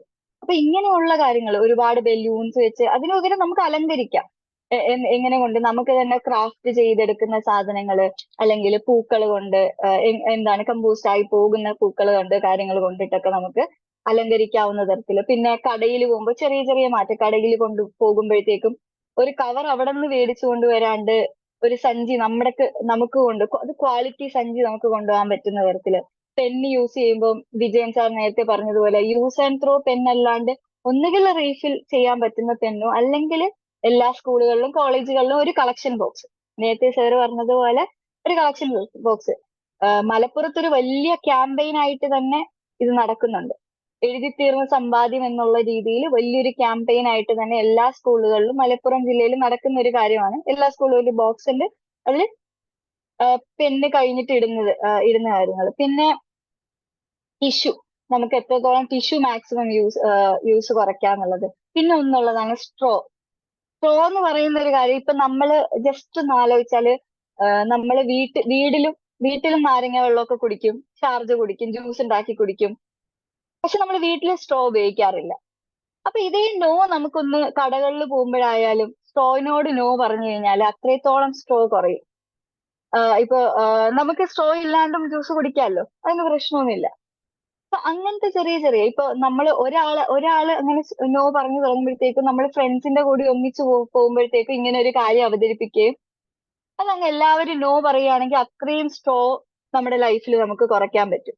ഇതുപോലെ തന്നെ ചെരുപ്പായാലും ബാഗ് ആയാലും നമുക്ക് അതിന്റെ അത്രയും എത്രത്തോളം നമുക്കത് ഉപയോഗിക്കാൻ പറ്റുമോ, ജസ്റ്റ് ഒന്ന് പൊട്ടിയാൽ പുതിയ മേടിക്കലല്ലാണ്ട് എത്രത്തോളം നമുക്കത് ഉപയോഗിക്കാൻ പറ്റുമോ, വേറൊരു തരത്തിൽ അതിനെ മാറ്റി വേറൊരു ഫാഷൻ കൊണ്ടുവന്ന് റീസൈക്കിൾഡ് തിങ്സ് എന്ന് വല്ലതും പറഞ്ഞ് നമുക്ക് തന്നെ അതൊരു ബ്രാൻഡായിട്ട് മുന്നോട്ട് കൊണ്ടുവന്നു കഴിഞ്ഞാൽ ഫോളോ ചെയ്യാൻ ഒരുപാട് പേരുണ്ടാവും. ഇപ്പൊ തന്നെ നമ്മളുടെ ഇപ്പം ഇൻസ്റ്റഗ്രാം പേജ് ഒക്കെ നോക്കുവാണെങ്കിൽ എക്കോ ഫ്രണ്ട്ലി എന്താണ് ലൈഫ് സ്റ്റൈല് തുടരുന്നവർക്കൊക്കെ ഒരുപാട് ഫോളോവേഴ്സ് ഉണ്ട്.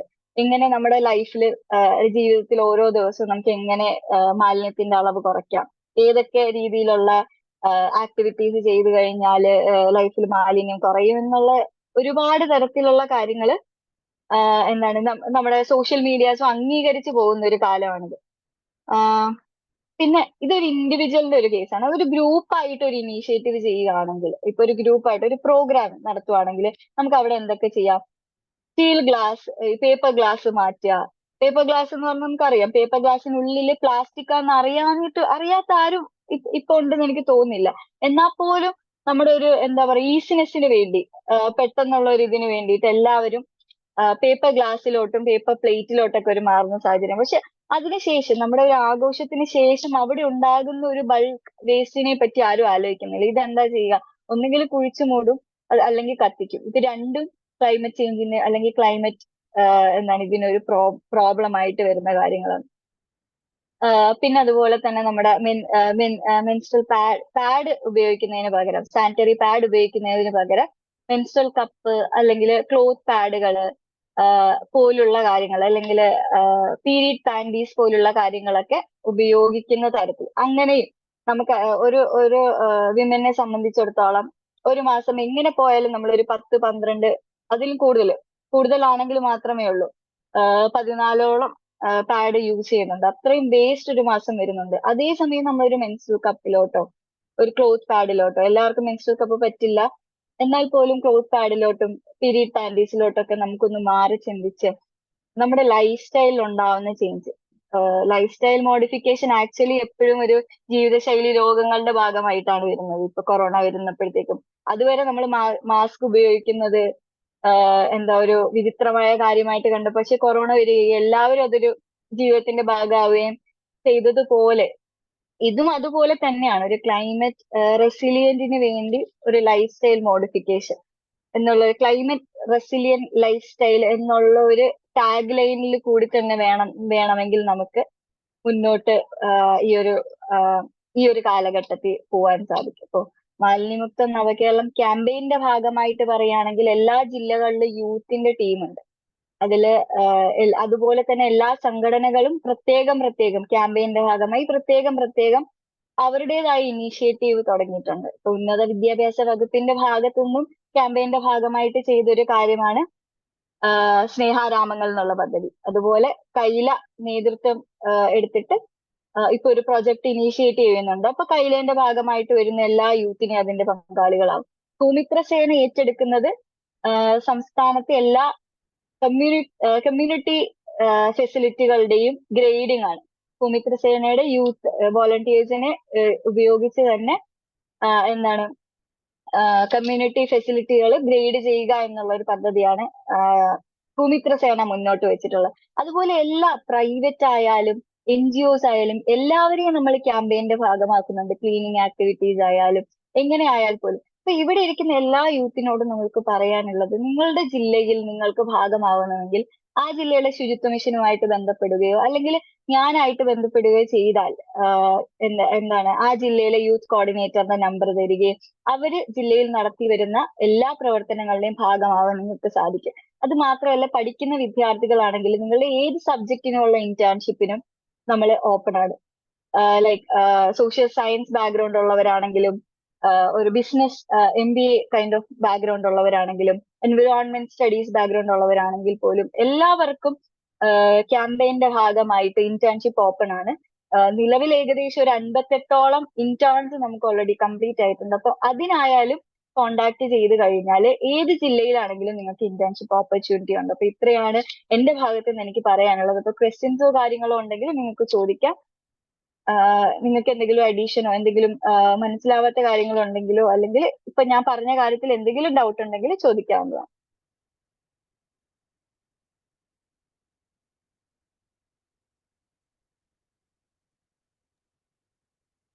താങ്ക് യു സുഹാന.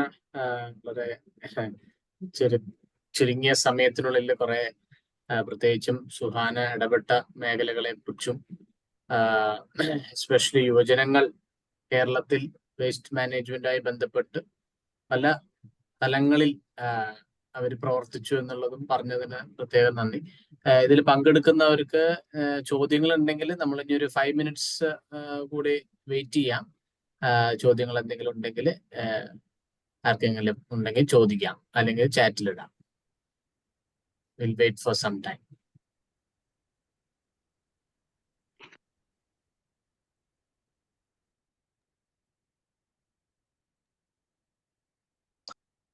എനിക്കൊരു ചോദ്യം ഉള്ളത്, ഈ മാലിന്യമുക്ത നവകേരളത്തിൽ 6000 പേരെ പരിശീലനം 6000 പേർക്ക് പരിശീലനം നൽകി എന്ന് പറഞ്ഞു സുഹാൻ, അല്ലേ? അത് എന്ത് പരിശീലനമാണ്? അത് എത്ര ദിവസത്തെ പരിശീലനമാണ്? അതുപോലെ ഈ യുവജനങ്ങൾ എന്ന് പറയുമ്പോൾ ഏതെങ്കിലും ഈ NSS NCC അങ്ങനെയുള്ള ഇതായിരുന്നു, അത് പുതിയ 6000 പേര് എടുത്തവരാണോ എന്നുള്ളതൊന്ന് പറഞ്ഞു. ഓപ്പൺ ആയിരുന്നു സാർ. അതൊരു ഓപ്പൺ കോളിന്റെ എല്ലാ ജില്ലയിലും ആ ഒരു സമയത്ത് ഓപ്പൺ കോള് വിളിക്കുകയും ഇന്ന ദിവസം ട്രെയിനിങ് പ്രോഗ്രാം, അത് ഓരോ ജില്ലയിലും ഡിപ്പെൻസ് ആണ്. 6000 എന്ന് പറഞ്ഞത് ഇപ്പൊ നിലവിൽ ട്രെയിനിങ് കൊടുത്തു കഴിഞ്ഞ ഓരോ ജില്ലയിൽ നിന്നും എടുത്തതിന്റെ ടോട്ടൽ നമ്പർ ഓഫ് അതാണ്. ഇപ്പോഴും ട്രെയിനിങ്സ് നടന്നുകൊണ്ടിരിക്കുന്നുണ്ട്, ഇപ്പോ ഇനിഷ്യേറ്റീവ്സ് ചെയ്തുകൊണ്ടിരിക്കുന്നുണ്ട്. NSS എല്ലാവർക്കും ക്യാമ്പിന്റെ ഭാഗമായിട്ട് നമ്മൾ കുറച്ച് ടോപ്പിക്സ് കൊടുത്തിരുന്നു. 7 ദിവസത്തെ ക്യാമ്പിനുള്ളിൽ ഇൻക്ലൂഡഡ് ചെയ്യേണ്ട കുറച്ച് സബ്ജക്ട്സ്. അപ്പോൾ അതിലൂടെ NSS വോളണ്ടിയേഴ്സും ഇതിൽ അവെയർ ആയിട്ടുണ്ടെന്നാണ് വിശ്വസിക്കുന്നത്. അവരപ്പോ എന്താണ് ഇപ്പൊ നിലവിൽ ചെയ്യുന്നത് ഈ വോളണ്ടിയേഴ്സ്?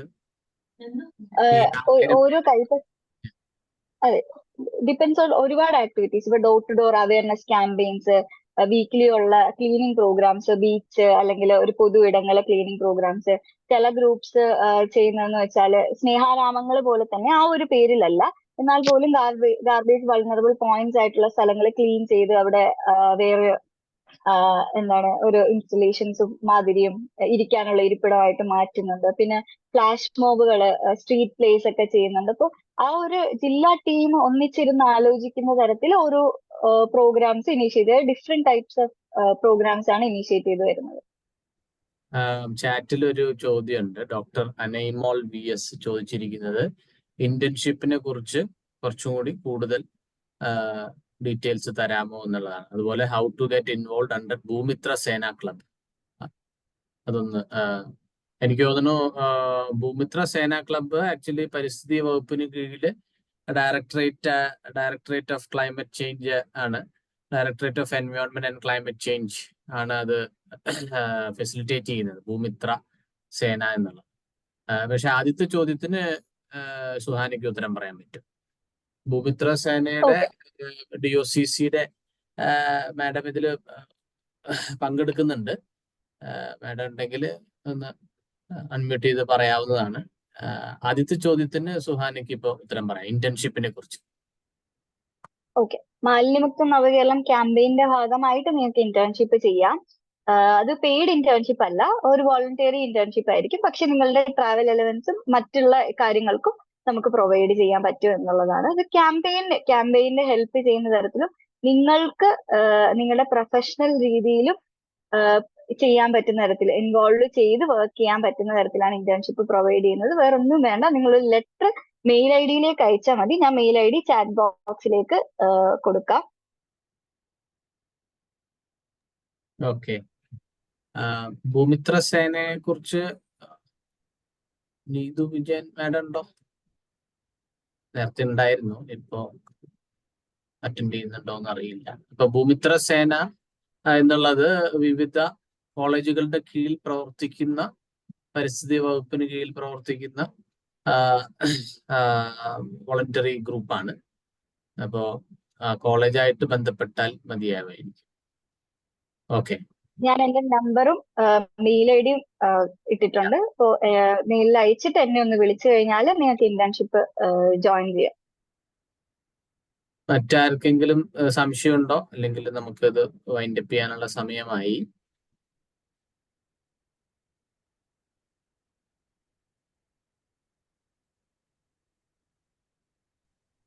അനഘ? സർ, എനിക്കൊരു ഡൗട്ട് ഉണ്ടായിരുന്നു. ഞാനത് ഡൗട്ടായിട്ടല്ല ഞാൻ ചോദിക്കുന്നത്. ഞാൻ നാരവാനിയസ് കോളേജിലാണ് പഠിക്കുന്നത്. അപ്പൊ നമുക്ക് ഇപ്പോഴാണ് ഗ്രീൻ ആർമി കുറച്ചുകൂടെ ഒന്ന് ആക്റ്റീവ് ആയിട്ട് വന്നത്. ഇപ്പൊ നമ്മൾ ഭൂമിത്ര സേനയായിട്ട് അക്കമ്പനി ചെയ്തുകൊണ്ട് പ്രോഗ്രാംസ് ഒക്കെ എല്ലാം പ്ലാൻ ചെയ്ത് വെച്ചിട്ടുണ്ട്. അപ്പൊ നമ്മൾ ഇതിന്റെ ഭാഗമായിട്ട് നമ്മൾ കോളേജിൽ തന്നെ ക്യാമ്പയിൻ ആയിട്ട് ചെയ്തിട്ടുണ്ടായിരുന്നു. ഗ്രീൻ പ്രോട്ടോകോൾ ഒക്കെ കുറച്ചുകൂടെ ഒന്ന് സ്റ്റുഡൻസിലേക്ക് എത്തിച്ചുകൊണ്ട് ചെയ്തിട്ടുണ്ടായിരുന്നു. അപ്പൊ നമ്മൾ കൂടുതലും കണ്ടതെന്ന് വെച്ചാൽ, ഒന്നാമത് ഈ ഒരു ഗ്രീൻ ആർമിയിലൊക്കെ സ്റ്റുഡൻസിന്റെ അവര് വോളണ്ടിയർ ചെയ്ത് വരുന്നത് ഭയങ്കര കുറവാണ്. കാരണം വേസ്റ്റ് എന്ന് പറയുമ്പം അവർക്ക് ഒരുമാതിരി ഒരു ഹേറ്റ്രഡ് ഫീൽ വരുന്നുണ്ട്.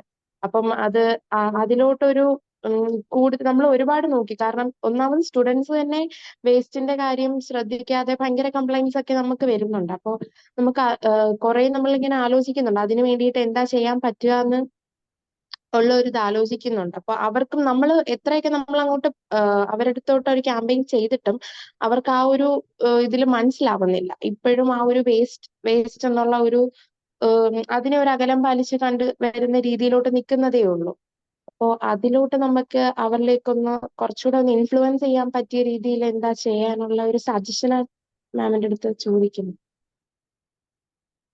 ഓക്കെ, ഇതിപ്പോ എല്ലാവർക്കും ഒരു പ്രശ്നം തന്നെയാണ്. ഇപ്പൊ ഫെസിലിറ്റീസ് ഒരുക്കുക എന്നുള്ളതാണ് നമുക്ക് ചെയ്യാൻ പറ്റുന്നത്. ഇപ്പൊ നിങ്ങളൊരു 5 പേരാണ് ഒന്നിച്ചുള്ളെങ്കിൽ പോലും ഏത് തരത്തിലെയും ഫെസിലിറ്റീസ് നമുക്ക് ഒരുക്കാൻ പറ്റിയാൽ, ഇപ്പോ ബയോവേസ്റ്റും നോൺ ബയോയ്ക്ക് 2 ബിന്ന് തന്നെ വെക്കുക എന്നുള്ള തരത്തില് അതെങ്ങനെ ആൾക്കാരിലേക്ക് ഇൻഫ്ലുവൻസ് ചെയ്യുക. അവിടെ തന്നെ നിങ്ങൾ നിന്നൊരു ക്യാമ്പയിൻ പോലെ ബയോവേസ്റ്റ് ഇതിൽ തന്നെ ഇടുക, നോൺ ബയോ ഇതിൽ ഇടുക എന്നുള്ള. പിന്നെ അവിടെ ഒരു പ്രോഗ്രാം ഇനിഷ്യേറ്റ് ചെയ്യുമ്പോഴത്തേക്കും പേപ്പർ ഗ്ലാസ് അങ്ങനെ വേണ്ട, ലൈക്ക് ഒരു ഫുൾ സ്റ്റീൽ ഗ്ലാസും കാര്യങ്ങളും നിങ്ങൾ തന്നെ പ്രൊവൈഡ് ചെയ്യുന്ന തരത്തിലൊരു ഇനീഷ്യേറ്റീവ് ചെയ്യാൻ പറ്റുമോ എന്നുള്ളത് നോക്കുക.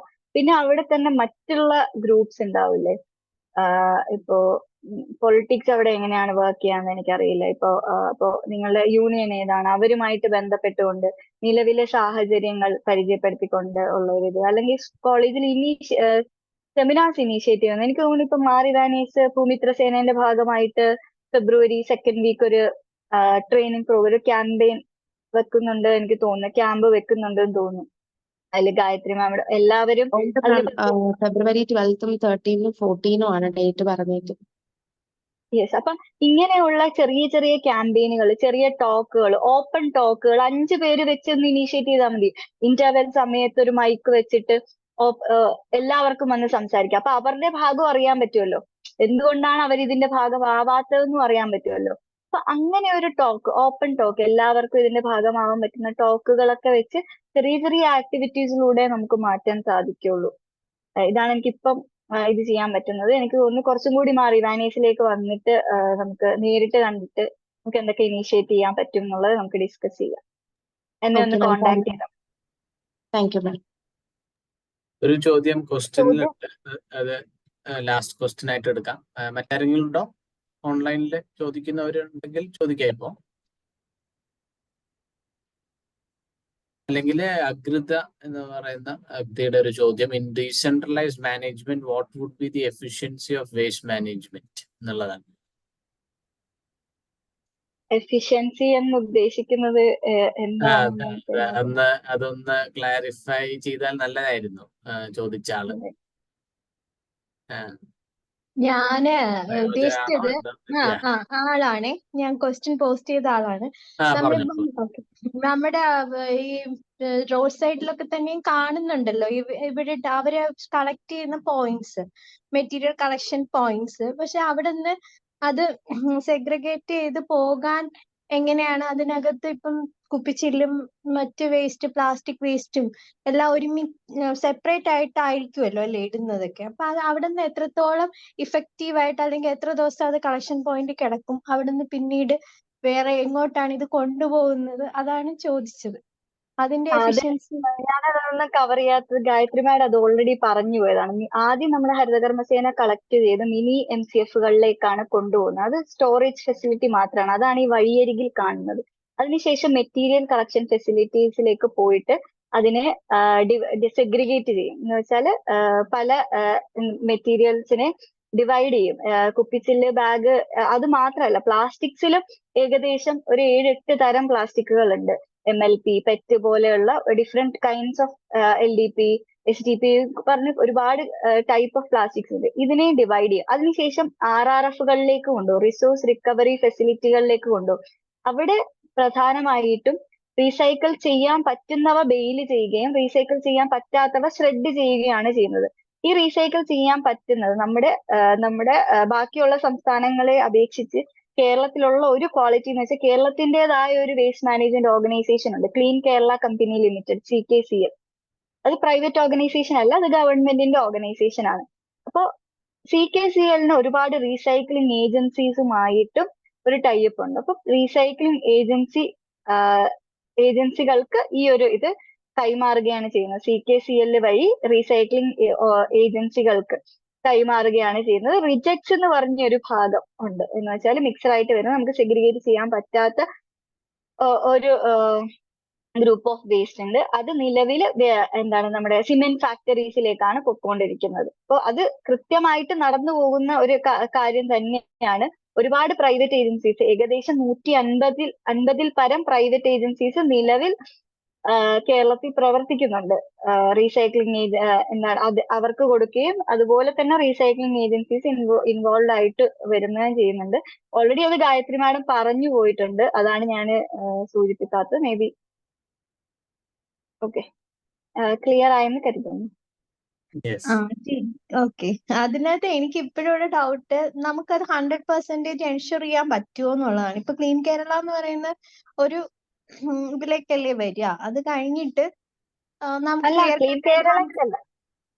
ക്ലീൻ കേരളക്കല്ല പോകുന്നത്. ക്ലീൻ കേരള പല റീസൈക്ലിംഗ് ഏജൻസീസുമായിട്ടാണ് അവർക്ക് കണക്ഷൻ. ആ പല റീസൈക്ലിംഗ് ഏജൻസീസിനാണ് കൊടുക്കുന്നത്.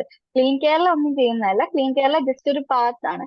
അവര് മറ്റ് സ്റ്റേറ്റ്സിലുള്ള, നമ്മുടെ കേരളത്തിൽ ഒരുപാട് റീസൈക്ലിംഗ് ഏജൻസീസ് ഇല്ല. മറ്റ് സ്റ്റേറ്റ്സിലാണ് റീസൈക്ലിംഗ് ഏജൻസീസ് ഒരുപാടുള്ളത്. അപ്പൊ അവരുമായിട്ട് ടൈപ്പ് ഉണ്ട്, അവർക്ക് കൈമാറുകയാണ് ചെയ്യുന്നത്.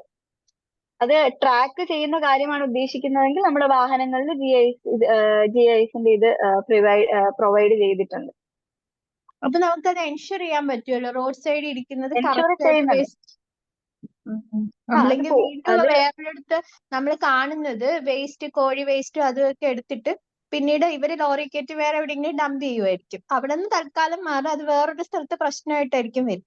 ആക്ച്വലി അതില് ഒരു ഇൻഫർമേഷൻ ഉള്ളത് എന്റെ ജൈവമാലിന്യം ആ നമ്പർ കയ്യിലില്ല. പക്ഷെ ഗവൺമെന്റിന്റെ ഒരു സംവിധാനത്തില് നമ്മൾ ആ ഫോട്ടോ എടുത്തിട്ട് വാറൂം പോർട്ടൽ ഉണ്ട്. അതൊരു LSTDയുടെ വാറൂം പോർട്ടൽ സൈറ്റ് ഉണ്ട്.